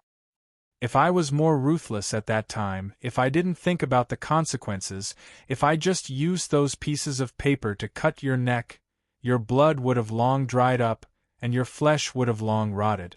How good would it be to die? Dead people are cuter, aren't they?" As Fang Yan spoke, He tightened his grip on the cart pusher's arm. The sleeves of the man pushing the cart began to emit white smoke. His black suit and white shirt had been burned. The cart pusher's forehead began to sweat. That was because the bones in his arm were about to be deformed by Fong Yan's grip. The cart pusher's face began to contort as the blood vessels in his arm suddenly burst open. Blood sprayed wildly, but it stopped very quickly. When Fong Yan loosened his grip, the cart pusher's arm had already become a fried dough twist. A ball of dry wood that had lost blood and water, the palm and the arm suddenly separated. The piece that Fong Yan was holding had lost its vitality. The qi couldn't flow and the blood couldn't flow. His right arm was completely destroyed. Fong Yan didn't look at the ferocious expression of the cart pusher. He didn't like ugly things. The willow tree also didn't turn around to look, as if the cart pusher had nothing to do with him. Fong Yan also didn't like the willow tree's face, but he still insisted on looking at him seriously and said, "You know what you've done, and I also know what you've done. Not to mention the billions of people in Huaxia, even the Blue Mountain Club tonight is full of talent. There are too many smart people in this world. It's not just you, it's not just me. So I really don't understand, why do you think you can deceive everyone? You made such a big show, you trampled on the face and dignity of the Liu family. You want to prove to everyone that you've come back strong, you want to let people know that you're still alive. Don't tell me you really came back tonight?" The willow tree also didn't like Fong Yan. When he saw Fong Yan's face, it was 100 times, 1,000 times, and 10,000 times more painful than when Fong Yan saw his face. Fong Yan felt pain because his face was too ugly, and he felt pain because Fong Yan's face wasn't ugly at all. If Fong Yan's face could become the same as his face, then he would be able to smile from the bottom of his heart, right? "Why didn't you do that?" the willow tree said with a smile. "The first time we met, I wanted to frame you, I wanted to provoke you and Jiang Zhulu to fight. At that time, you should have hated me, right? Later, I did so many heartless things, I even wanted to kill you and Lu Chaoga. I already did that. Why didn't you kill me? I've investigated you. I know that you're never willing to suffer losses. I've already treated you like this. Why didn't you kill me at that time? What's the big deal about breaking my leg? What's the big deal about shaving my face? You directly pierced my heart, cut my neck, and even at that time, you didn't drag me back from the window. If you let go, I might have fallen to my death from the downstairs. Of course, I might not have fallen to my death. So, you should have moved a table and smashed it down, the big table in the study. I've touched it, it's made of rosewood, I'm afraid it's 800 kilograms, it's heavy. I can't move this 800 kilograms, but I know it's not a problem for you. You can even kill people with a piece of paper. Before you use this move, I never thought about it. To be honest, when you use this move, it's really too charming. If I were a woman, I would like you. Oh, I'm off topic. You moved that big table and threw it down, smashing it on top of my head. My head will explode, just like how you crushed Chun Pu's arm. My brain will splatter everywhere. Those plants that drank my blood and ate my brain will grow very well. Fong Yan, why didn't you do that? If you did that, I would already be dead. You're also a martial artist, don't you know? When a person's heart stops beating, that person is absolutely safe. Why don't you have any sense of safety? Say, if I accidentally kill you in the future, who will be to blame? You or me? If you don't want me to take revenge, that's impossible. I will definitely take revenge. I worked so hard to live, I ran out to act as a clown, I wanted to get more people's recognition, to get more power. What did I do all of this for? I did it for revenge. How can you not let me take revenge? But, once I take revenge, you may die. Not only you, your family, your friends, everyone close to you will die. Oh, I forgot, there's also the student. Those students of yours, I won't let them go. If I really can't find someone to take revenge, I don't mind looking for those students. If you dare to touch them, even a finger of theirs. Lu Shu, I can also do what you said. I will kill your family, kill your friends, kill everyone close to you. I will make your Lu family die without descendants.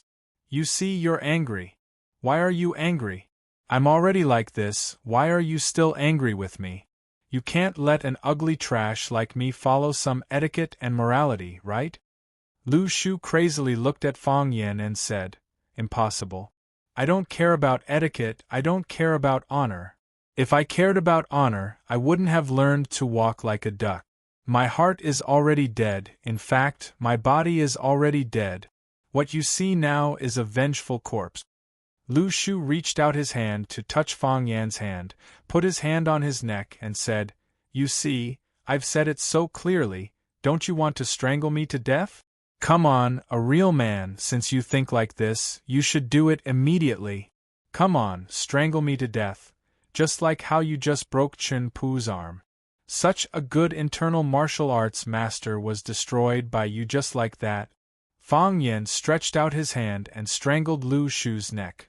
Yes, it should be like this. Lu Shu smiled happily. It should be like this. Use more strength, Fang Yan, use a bit more strength. You should make me unable to speak, you should make me unable to breathe, you should make me stick out my tongue like a hanged ghost. Fang Yan, use a bit more strength.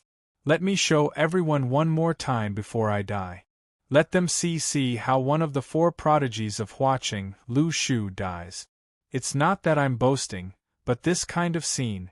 I'm afraid you'll only see this once in your lifetime. Fang Yan's hand began to exert strength. Lu Shu could no longer speak, could no longer breathe. His face began to turn purple, and his tongue had already protruded out. His mood was very good, because he was smiling very happily. There was no fear in his eyes, not even a trace of fear, there was actually an excited expression. He was asking for death. Fang Yan's expression changed, then he squinted his eyes and smiled. He let go of Lu Shu's neck, and very considerately helped him tidy up the creases in his shirt. He smiled and said, How can you die? I don't want you to die, I want you to live to 100 years old. Because I know, for you, living is more difficult than dying. Lu Shu, I hate you so much, so I can't let you die. I want to see you live well, I want you to see me get married and have children, I want to present my happiest life in front of you. What do you think of this? Coward. Lu Shu's face was full of disappointment. You don't even have the courage to kill, what a pity. I'm a teacher, which teacher would fight and kill for no reason? Fang Yan said with a smile, completely ignoring Lu Shu's mockery. Teaching and educating people is my duty. Killing is not. I say, aren't you lacking an apology? A sudden voice sounded behind Fang Yan.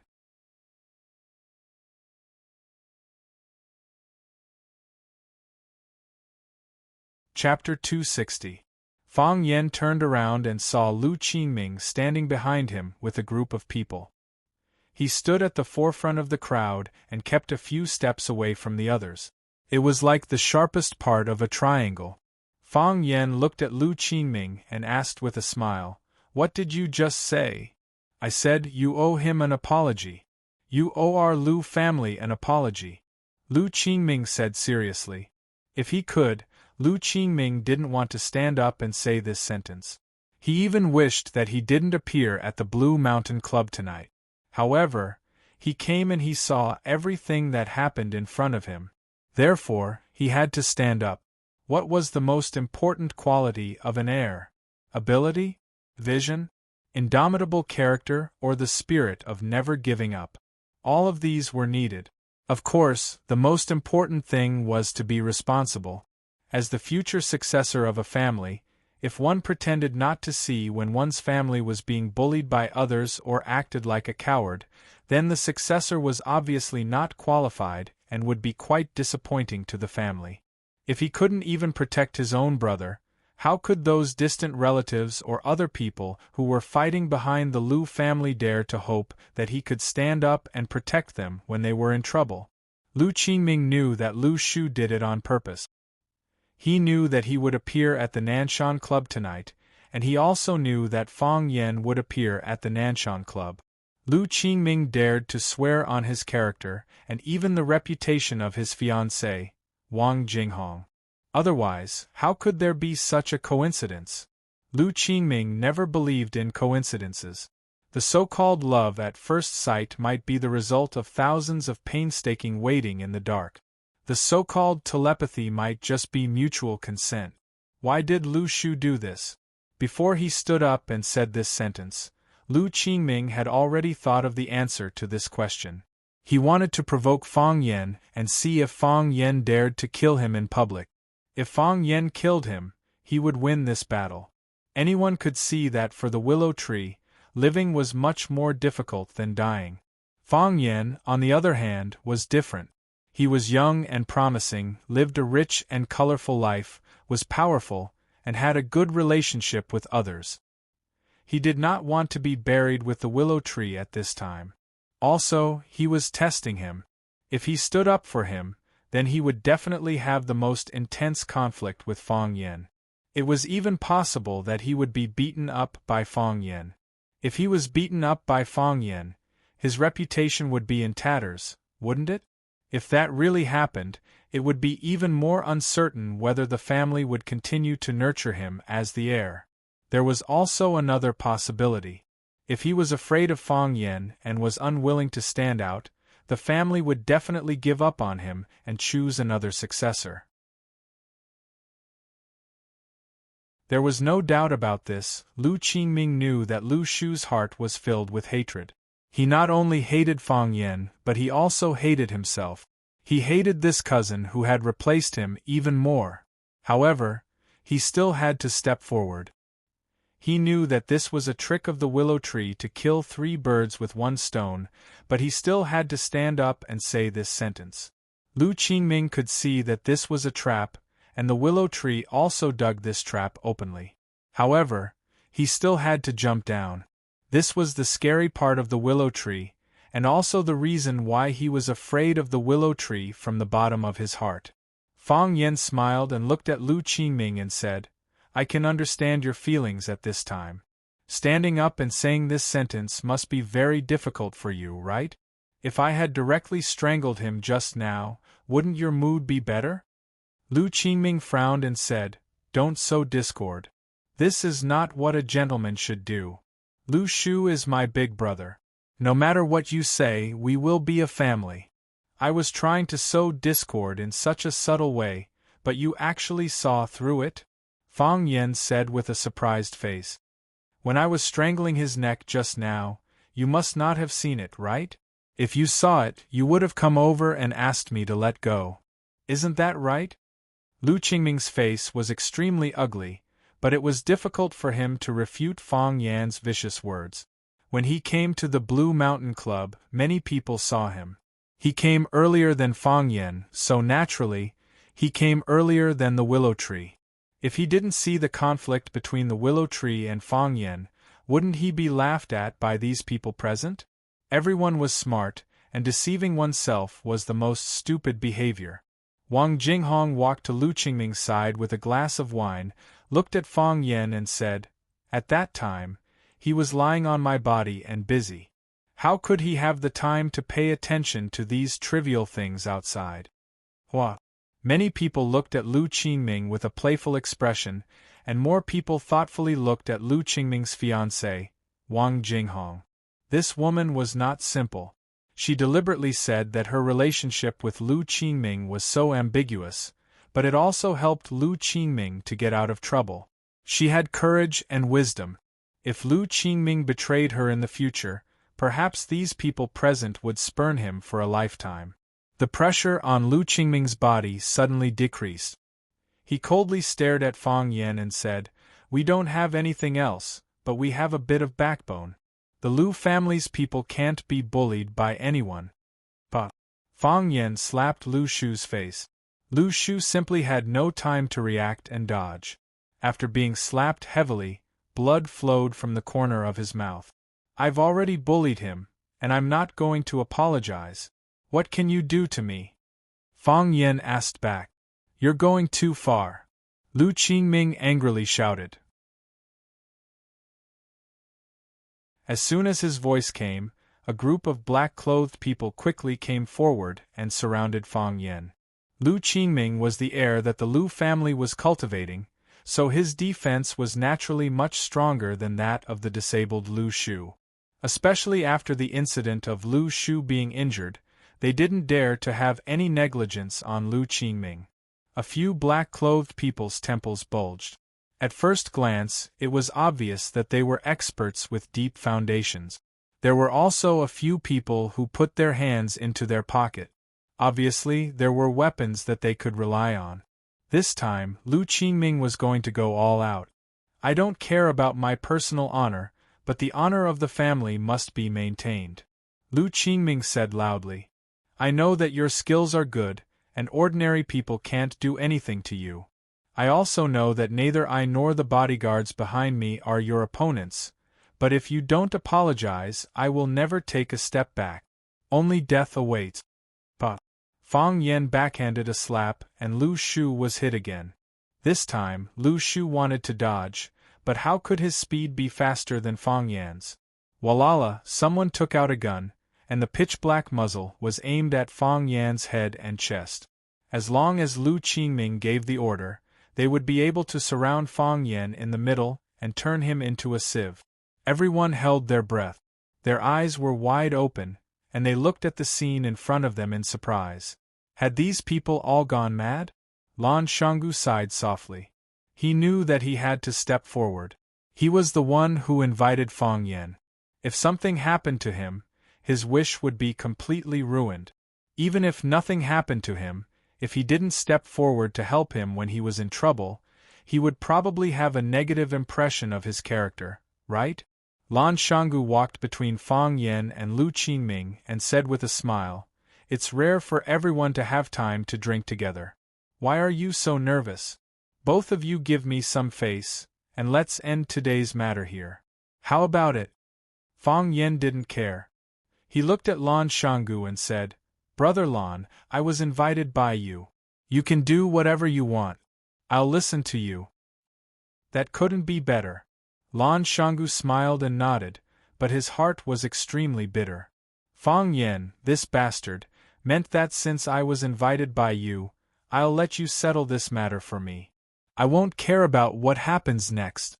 If you don't care about it, why are you slapping Lu Shu left and right? The dignified young master of the Lu clan, one of the 4 prodigies of Huaqing, was taught a lesson like a grandson. Who would feel comfortable seeing that? He couldn't just sit on the mountain and watch the tigers fight. He was forced by this brat to take a side. When everyone present heard Fang Yan's words, they would think that he had a very close relationship with him, right? How would the Lu clan look at him? Now that things had come to this, it was too late for Lan Shanggu to regret. He looked at Lu Qingming and said, Qingming, there's no problem with Fang Yan anymore. What do you say? Lu Qingming hesitated for a moment and said, I have to give Brother Lan face. Today's matter can end here, but I've formed a grudge with him. Lan Shanggu laughed loudly and said, Qingming, I'll remember this favor. Lan Shanggu pulled Fang Yan and wanted to leave. This Blue Mountain Club really wasn't a place to stay for long. The wind behind him whistled.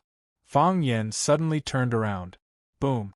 Fang Yan punched out, colliding with the cart pusher Chen Pu's fist.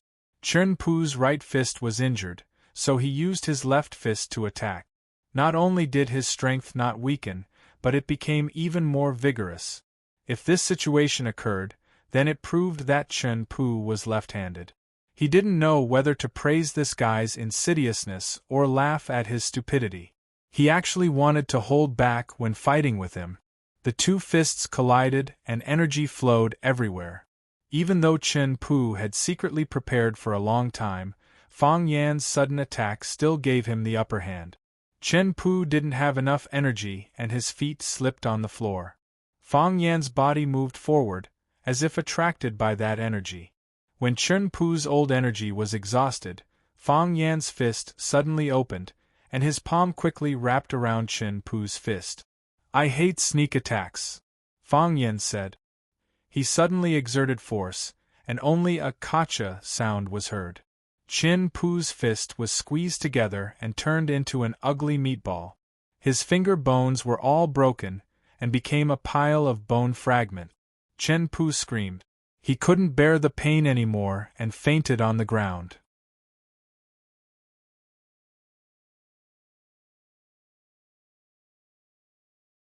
Chapter 261. If you don't do some things well, you're bullying others. If you do it well, you're not as good as others. Chen Pu was not satisfied and attacked angrily. But because he wasn't as strong as Fang Yan, his fist was crushed. In other people's eyes, he was not as good as others. If you have the ability, then fight with others. What kind of hero are you if you sneak around? Everyone likes to take shortcuts, but everyone doesn't want others to take shortcuts. However, Fang Yan's combat power was shocking. Many people present were thinking that they must get a ticket to the competition at the peak of the sword. If Fang Yan still lost, how powerful would that sword god from Japan be? Especially some female audience members, their eyes were full of strange amorous feelings when they looked at Fang Yan. Including those women who went to toast Lu Shu and said he was a hero. Although they felt that Lu Shu's desperate counterattack was very admirable, if they wanted to find a man to sleep with, it would be better to find a handsome young man like Fang Yan in the end. This was still a world that looked at people's faces. Chen Pu was lying on the ground. His arms were seriously injured, but not a drop of blood flowed out. However, blood flowed from the corner of his mouth. That was because his internal organs were injured when he fought with Fang Yan. Chen Pu, who also worked for the Lu family, was injured.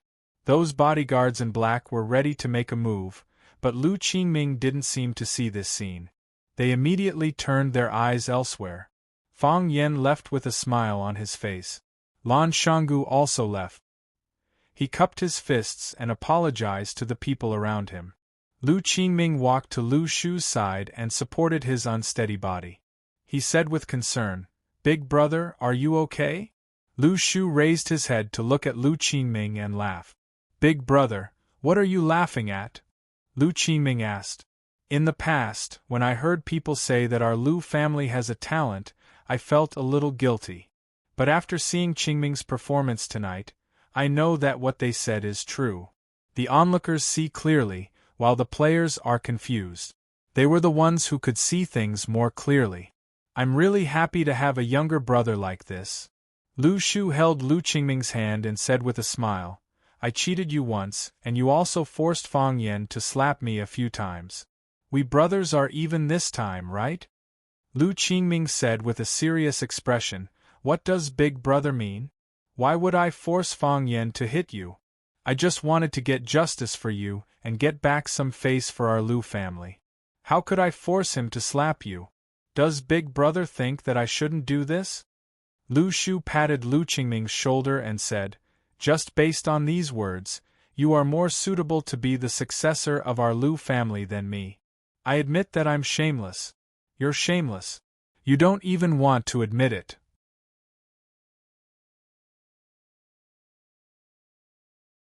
Lu Qingming coldly snorted and said, "You're my big brother.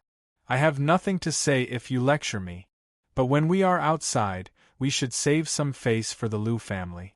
The family must already know about this matter. Big brother, go back and explain it yourself. Take care."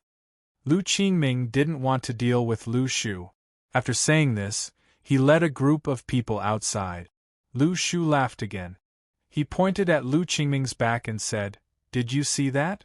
This is my younger brother, the future successor of the Lu family. He did a better job than me.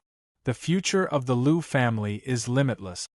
Lu Shu bent down with difficulty to pick up the wolf mask from the ground and put it back on his face. He carefully climbed onto the wheelchair and personally turned the wheelchair to go outside. His movements were awkward and strenuous. His short and skinny figure sitting on the wheelchair made people feel sad. "Give me a grilled fish, 10 mutton skewers, 10 kidney skewers, 2 eggplants, and 2 corn. Give me tender corn, don't be like old tree roots that can't be bitten. Lan Shangu was obviously a regular customer of the barbecue stall. He sat down and began to order skillfully. "All right, give me a pot of edamame and a pot of boiled peanuts to go with the wine. You definitely don't have Moutai here, so bring a box of beer. I want it cold, the colder the better." After the big-breasted and big-ass proprietress happily ran off to place the order, Lan Shangu looked at Fang Yen and said, "What? Do you think the 4 talents of Huaqing shouldn't be sitting on the side of the road eating barbecue? I think it's a bit weird," Fang Yen said with a smile. "Before I came into contact with it, I always felt that rich young masters like you should drive a Lamborghini or Ferrari to race with people, go to the most luxurious nightclubs to pick the most beautiful women, and if anyone dares to fight with you for the girls, you'll use a beer bottle to open their head, and smoke cigars with money to light your cigars." Lan Shangu laughed and pointed at Fang Yen and said, "Are you praising us or insulting us? I can guarantee you that if any of our friends in our circle dared to do this, they would be scolded as a country bumpkin. Haha, playing with the most beautiful girls at nightclubs, smoking cigars with money to light your cigars, how did you think of that?" Lan Shangu took out a pack of cigarettes from his pocket. It was a pack that cost more than 10 yuan. He handed one to Fang Yen and lit it himself with a lighter. The lighter was also the kind that cost 1 yuan, and the words "Huading Real Estate" were written on it.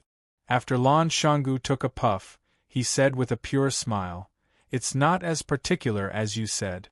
It's not that I haven't done things like going to the most luxurious nightclubs to play with the most beautiful women, but I'm sick of it after doing it once. Not sick of it once, not sick of it twice. I'm not used to cigars, they taste too strong. As for using money to light a cigarette, I've never done something like that. Those with little money are reluctant to do it, and those with too much money are disdainful of it. Only those idiots with abnormal brains would do something so stupid that it makes people laugh their heads off. I'm a child from a courtyard. What we often do is steal the Moutai at home, run to a barbecue stall to eat barbecue, drink Moutai while eating barbecue, and brag with our friends. Some say they want to be a general, others say they want to be the richest man in the world, play rock paper scissors, and when we're drunk, curse a little or even punch a few times. That's what I like to do the most. How should a rich young master live? I don't know about others, but I eat barbecue, fight the landlord, play games, and often take a few children from the courtyard out to be donkeys. We go to places we've never been before. Do you think we're losers? Fang Yen played with the cigarette in his hand, but he didn't light it. He looked at Lan Shangu and asked, "Who is Xia Tian? She should have a powerful background, right?" "You don't know?" "I don't know." "Then why don't you ask her, but ask me?" Lan Shangu asked doubtfully. "I'm afraid she will misunderstand and think that I'm friends with her because of her powerful background." "Are you?" "Of course not." Fang Yen was very angry. "I'm willing to be friends with her because she's beautiful and has a good figure." Lan Shangu laughed, gave a thumbs up to Fang Yen, and said, "From the first time I saw you, I thought you were a very pure man." "So are you," Fang Yen said. "You're already one of the 4 beauties of Huaqing, but you still eat barbecue and play poor games all day. The body of a tall, rich, and handsome man is the soul of a loser." The two looked at each other and laughed. After a few words, their relationship was a little closer. Fang Yen didn't like to speak in a probing way, and it just so happened that Lan Shangu was also a bold guy. It was better this way, and it would be much easier to get along. The beer was served, but they couldn't drink it. The landlady was indeed an honest person. She moved the coldest box of beer in the freezer over. The beer and the bottle cap were frozen, and they had to wait for a while for them to melt. The landlady laughed and said embarrassedly, "I'll get a few bottles for you." As she said that, she ran to get a few bottles of beer that could be drunk immediately and brought them over. Lan Shangu used his chopsticks to pick up the beer cap, and it flew out. He handed the beer to Fang Yen and said, "Let's drink to the bottle. It's troublesome to use a glass." Fang Yen didn't have any objections. He wasn't a good drinker, and a dozen bottles of beer couldn't make him drunk. Lan Shanggu opened another bottle for himself, clinked his glass with Fang Yen, and downed it in one gulp. He said, "Because of you, Lu Shu's appearance tonight can only be said to be half a success. He wasn't willing to be abandoned by his family, and he wasn't willing to be replaced by Lu Qingming. That's why he ran out to play the clown. With such a ruckus, people outside looked at him in a different light. Of course, if you hadn't slapped him a few times, the effect would have been even better. It's not impossible to replace Lu Qingming's position again." Fang Yen shook his head and said, "He can't compete with Lu Qingming." "Why do you say so?" "Because he has already lost," Fang Yen said. "He lost to me in a very disgraceful manner." "That's true. For such an accident to happen, the Lu family would definitely not be able to get over it. Besides, his face has been shaved like this, and the Lu family can't help him up again. If such a person is pushed out in public, does the Lu family still want their face?" Lan Shanggu looked at Fang Yen with a puzzled expression and said, "He hates you, I can understand that. But why do I feel that you hate him even more? When you were strangling his neck, I carefully looked at your expression. I know that you really wanted to kill him on the spot." "Is there such a thing?" Fang Yen pretended to be ignorant. "I never wanted to kill him. If I wanted to kill him, I would have done it before. I'm a teacher, I really can't do this kind of fighting and killing." Lan Shanggu smiled and shook his head and said, "The more you say like this, the more I know that Lu Shu is dead for sure. This isn't the first time he appeared, which means that before tonight, he did something that made you very angry. What is it? Even if you don't say, I think I can find the answer. Anyway, this is your personal guess, it has nothing to do with me," Fang Yen said. "Understood." Lan Shanggu nodded. "If the willow tree had died, I would never have linked this matter to you. Isn't this the effect you wanted? Say something more elegant." Fang Yen didn't want to be entangled with this topic too much. Although Lan Shanggu looked rough, he was a quick-witted person. Fang Yen didn't want to reveal too much in front of him, their relationship wasn't that close yet. "Do you know Moonlight Over the Lotus Pond?" "Yes." Lan Shanggu smiled and nodded. A section of time slowly unfolds, flowing into the moonlight, slightly rippling. This song is very popular. I often go to nightclubs with friends to sing it. Fang Yen looked at him like he was looking at an idiot, and said, "I'm talking about Zhu Ziqing's prose."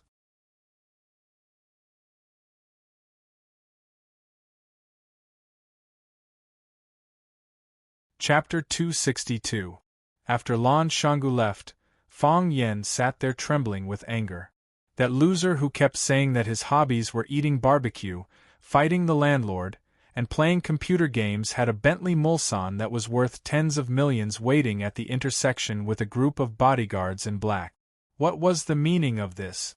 Didn't you say that you liked to keep a low profile? Didn't you say that you hated showing off? Did your parents know that you were so pretentious? What made Fang Yen even angrier was that you didn't King take me with you when you left. When Fang Yen saw the shirtless and red-necked barbecued friends at the nearby tables looking at the back view of the luxurious motorcade in shock, he did not know how to vent the anger in his heart. The lady boss carefully walked to Fang Yan's side and asked with a smile, That gentleman just now is your friend?" "You misunderstood," Fang Yen said with a straight face. "He's my chauffeur. I asked him to go out and do something." To show that he didn't care at all, Fang Yen even used his chopsticks to pick up the last chives on the plate and chewed them in his mouth. "It's too overcooked," Fang Yen said to the lady boss. Yes, please criticize me. We'll change it immediately, the lady boss said while nodding and bowing. "If you come more often, I'll give you a 20% discount." Today, the two of you spent a total of 426 yuan. after the 20% discount. Just give me 400 yuan. Fang Yan's face was as black as charcoal. That bastard Lan Shanggu, he didn't even pay when he left? Fang Yan took out 400 yuan and handed it over. After walking for a long distance, he remembered that 426 yuan with a 20% discount shouldn't be 400 yuan, right? Fang Yan's body trembled a few times. He felt that everything tonight was really not going well. Since he was unhappy, he couldn't let others be too happy. Fang Yan suddenly turned around and shouted, "I say, how long are you going to follow me sneakily?" Whoosh, the lights were turned on. A fiery red sports car came to a stop beside Fang Yan. The driver was a very beautiful woman. Her face was like the bright moon, and her eyes were like autumn ponds. Her makeup was exquisite, and her hair was slightly curly. She was wearing a black one-shoulder satin gown with sexy red lip. There was a large earring on her right ear, but her left ear was empty. This kind of asymmetrical outfit perfectly set off her little pride and naughtiness. The woman's voice was hoarse and had a strange charm. She looked at Fang Yan and said, "Since when did I stalk you? I'm following them in broad daylight. Who would follow others in a Ferrari sports car?" Fang Yan looked at the woman. Even the dark night could not hide her beautiful face. He asked, "Why did you come to Flower City?" "I was afraid that you would die, so I came to see you," the woman said. "Because I'm not sure if this will be the last time. Are you saying goodbye?" Fang Yan asked. "I'm really touched by this reason." The woman shook her head at Fang Yan and said, "Get in the car." Fang Yan jumped into the passenger seat with the tip of his foot. Before Fang Yan could buckle his seat belt, the red Ferrari sped away into the distance with a buzzing sound. Seeing this scene, the barbecue stall owner held the 400 yuan in her hand. She thought to herself, "If I had known this would happen, I wouldn't have given him such a high discount." These were all rich people. Giving them a discount would be an insult to them. She hoped that he would not take it to heart. Of course, Fang Yan would not take it to heart. He sat in the driver's seat and looked at the beautiful curve of the woman's side profile. He watched as she skillfully drove the car out of the city, out of the suburbs, onto the mountain road, and then along the winding mountain road. Screech, the car stopped in the parking lot halfway up the mountain. The woman opened the door and got out first. Fang Yan also got out of the car behind her. The woman took out 2 bottles of Maotai from the car. She threw one to Fang Yan and unscrewed the cap of the other. "This is my grandfather's treasure. It is said to be the raw pulp of the first batch of liquor when the Maotai liquor factory was just established. The old man was the first defense chief of Tianfu at that time, so he had a lot of stock. Over the years, other than his old comrades who came over, he would grit his teeth and open a bottle. He didn't even look at the others. This time, I sneaked into his study and stole it when he was asleep." As the woman spoke, she had already slapped the cap off the bottle. She raised her head and took a sip. The woman's drinking posture was bold and unrestrained. Her sexy throat moved, and then half a bottle of thick liquor fell into her stomach. "It's a pity to drink like this," Fang Yan said.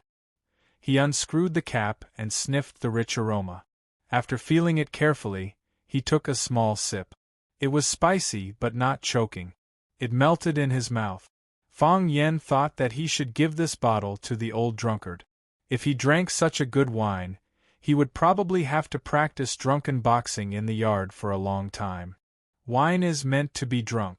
It doesn't matter how I drink it.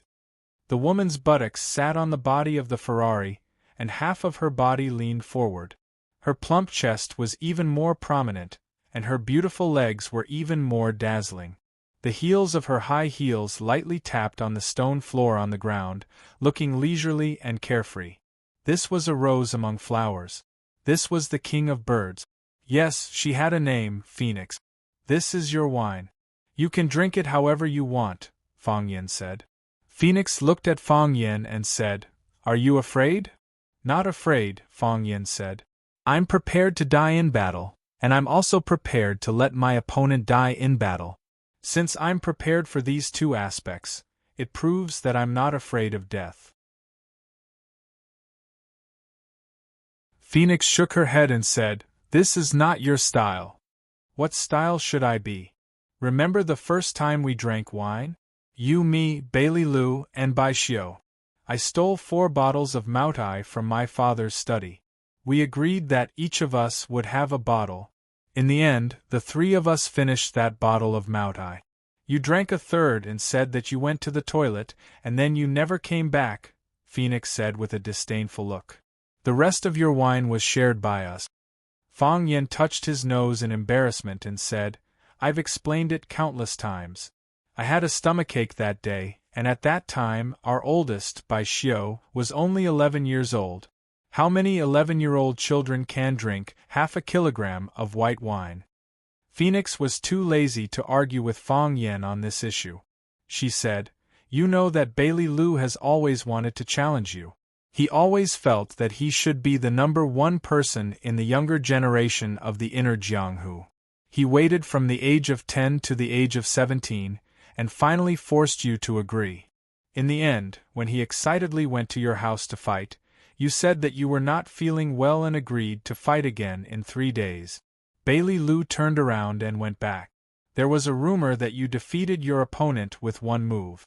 Since then, Bailey Lou has regarded you as his mortal enemy." Fang Yen touched his nose again and said, "For me, the outcome of the competition is nothing compared to the friendship between friends. Bailey Lou is my friend, so I naturally don't want to fight with him. Whether I win or he loses, it will destroy the relationship between us. As for the rumors outside, I have no idea what happened." "What about Bai Xiu?" Phoenix looked at Fang Yen with a smile and said, "You knew that Bai Xiu liked me, but you deliberately used his name to write a love letter to Yi Wenro. As a result, Yi Wenro beat him half to death." Fang Yen was too lazy to touch his nose. If he touched it any more, the skin on his nose would be rubbed. He sipped the Moutai and said, "What do you want to say?" "This is your style," Phoenix said. "Running away, acting shamelessly, pestering endlessly. This is Fang Yen. This is what you should do. I don't understand why you are so stupid this time. You are hopelessly stupid." Fang Yen looked at Phoenix and sighed softly. He said, "You also think I can't beat him?"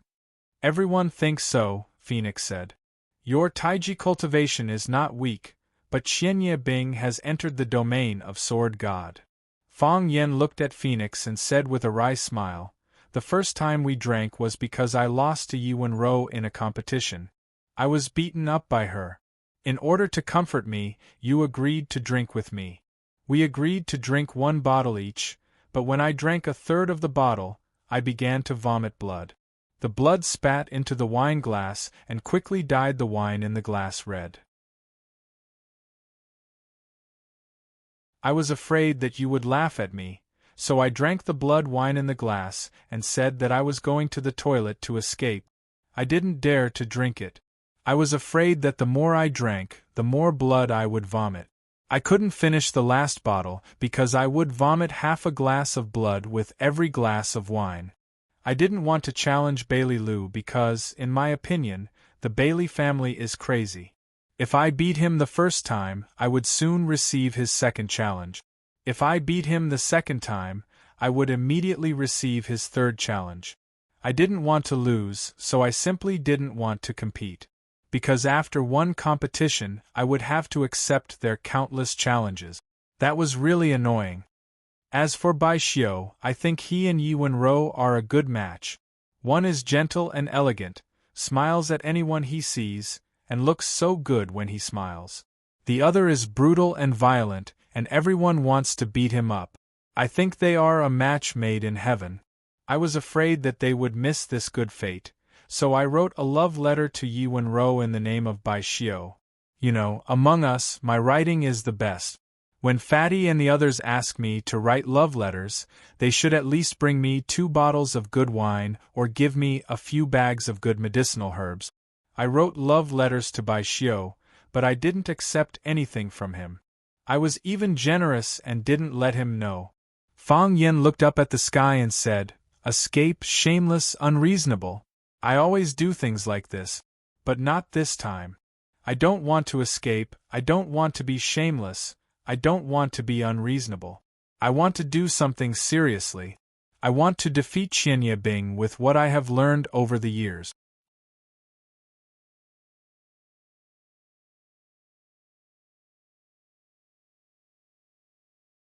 Chapter 263. There was a bright moon in the sky, and there was also a bright moon on the ground. The bright moon in the sky was in the sky, and the bright moon on the ground was beside him. The bright moon in the sky was like a beautiful woman, and the beautiful woman on the ground was like a bright moon.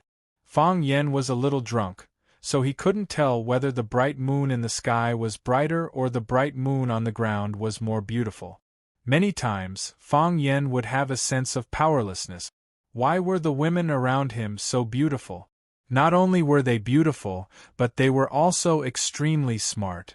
If he married such a woman, who would be the head of the family in the future? Of course, if anyone said that they would scratch their faces, Fang Yen would be a million times unwilling.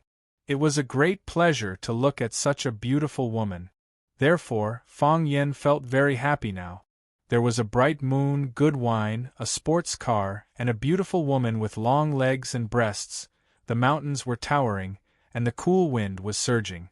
If that woman suddenly got drunk or turned into a beast, should he fight back? This was really a difficult choice. Fang Yen suddenly thought of Lu Qingming. When he stood up to help his treacherous brother, he must have experienced a very difficult choice, right? It's not easy for everyone to live. Fang Yen said with a sigh. Gugugu, a woman could actually make such a bold and heroic sound while drinking. The sound was loud, but the way she raised her head and poured the wine into her mouth was really sexy and crazy. Her neck was so slender, her skin was so white, her fingers were so beautiful, and her armpits were so clean. Phoenix drank the remaining half of the wine in one breath and threw the empty bottle in her hand toward the mountain stream. The bottle left her hand and quickly turned into a black shadow. The black dot disappeared, but there was no echo for a long time. Phoenix squinted at Fang Yen and said, "I don't want to see you change. I still hope that you are the same as before. You drank and ran away because you couldn't drink anymore and didn't want to drink anymore. You refused Bailey Lu's challenge because you were afraid of losing face. You used Bai Xiu's name to write a love letter to Yiro because you also like me." Fang Yan's jaw dropped as he stared at the phoenix in a daze. "Don't look so surprised. Even a fool can see through your childish behavior." Phoenix sneered. "On my birthday, you let Fang Yingying put laxatives in other people's cake.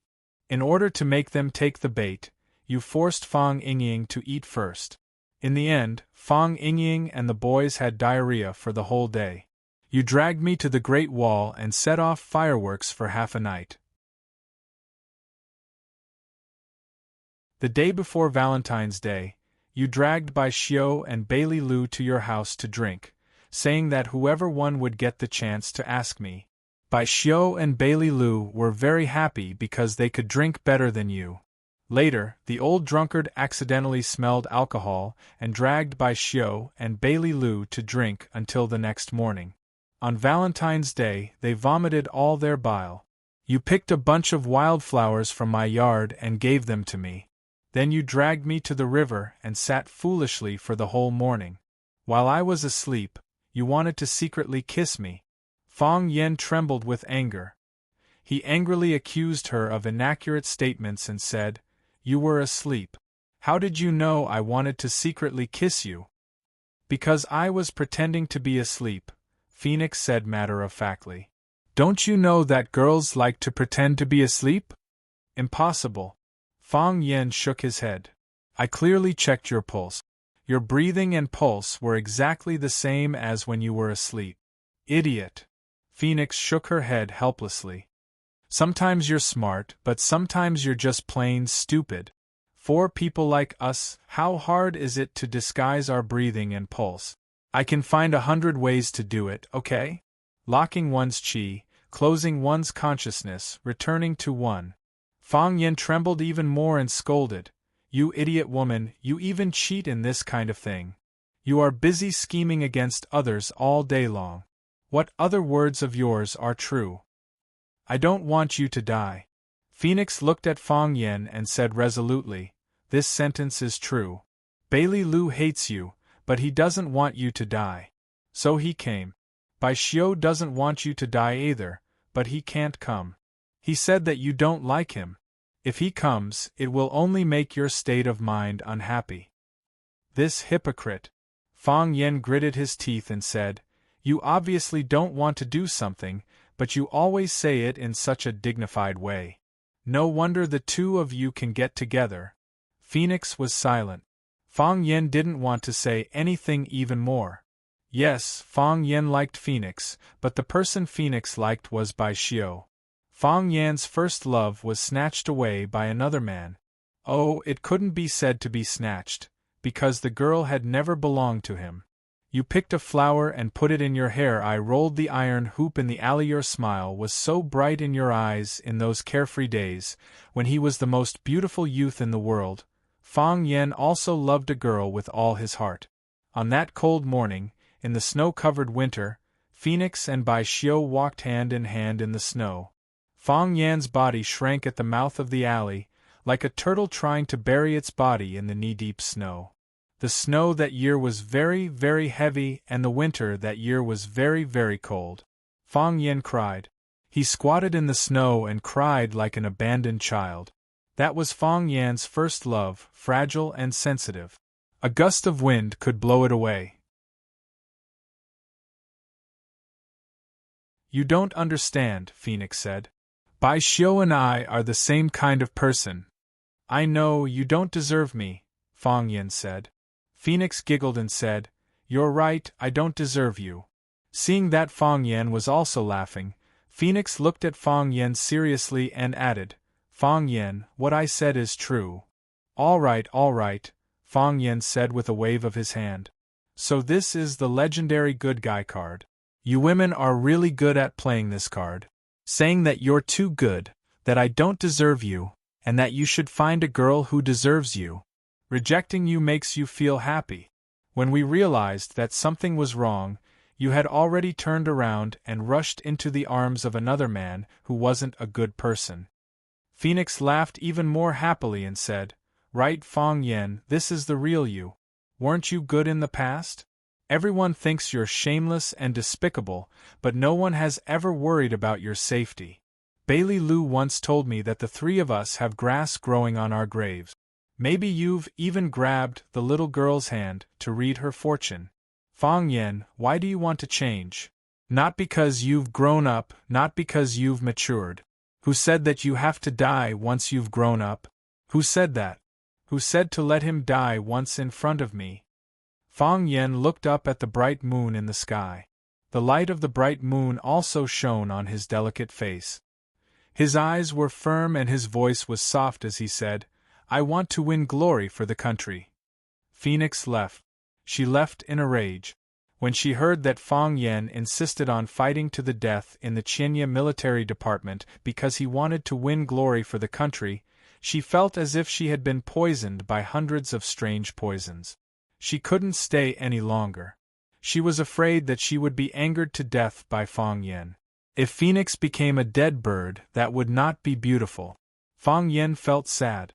They did not understand his feelings. At this moment, the sports car came back with a buzzing sound. Phoenix threw the car behind Fang Yen and jumped down from the driver's seat. She strode toward Fang Yen. Fang Yen stepped back and sat down on the body of the sports car. "Fang Yen, I will give you another chance. You confessed to me once. If I'm moved by what you say, maybe I'll consider giving you a surprise.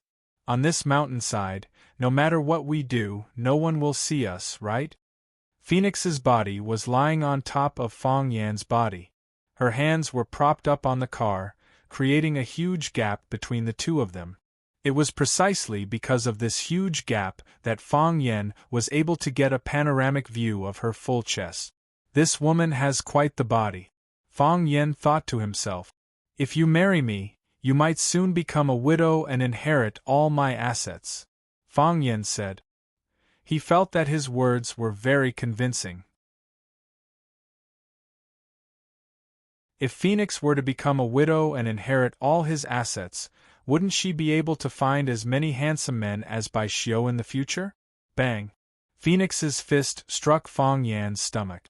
By the time Fang Yan's body had curled up like a prawn, she had already started up the car and ran away. Wait, she drove the car away. Fang Yan opened his mouth to shout out. However, all he could see was the Ferrari's swallow-tailed and sexy little buttocks. She actually drove the car away? They were in the middle of this barren mountain. How was he supposed to descend the mountain? How was he supposed to return to the city after descending the mountain? How was he supposed to return home after returning to the city? Fang Yan stood at the edge of the cliff and watched as Phoenix drove the sports car through the mountainside like a yellow bolt of lightning. He could not stop himself from grinning. As expected of the woman I once liked. She is so heartless. Fang Yan picked up the half-empty bottle of Moutai on the ground and sang as he made his way to the foot of the mountain. The golden shield, forged by hot blood, reveals itself in times of danger, reveals itself. For the smile of the mother, for the harvest of the earth. Regardless of what others thought, tomorrow at this time, he would fight against the Thousand Leaves army at the summit of Solitary Sword Peak. For the smile of the mother, for the harvest of the earth. Fang Yan howled like a wolf. You're tuning in to the Phoenix Knights YouTube channel. Don't forget to subscribe and join us on this journey to catch the most captivating stories.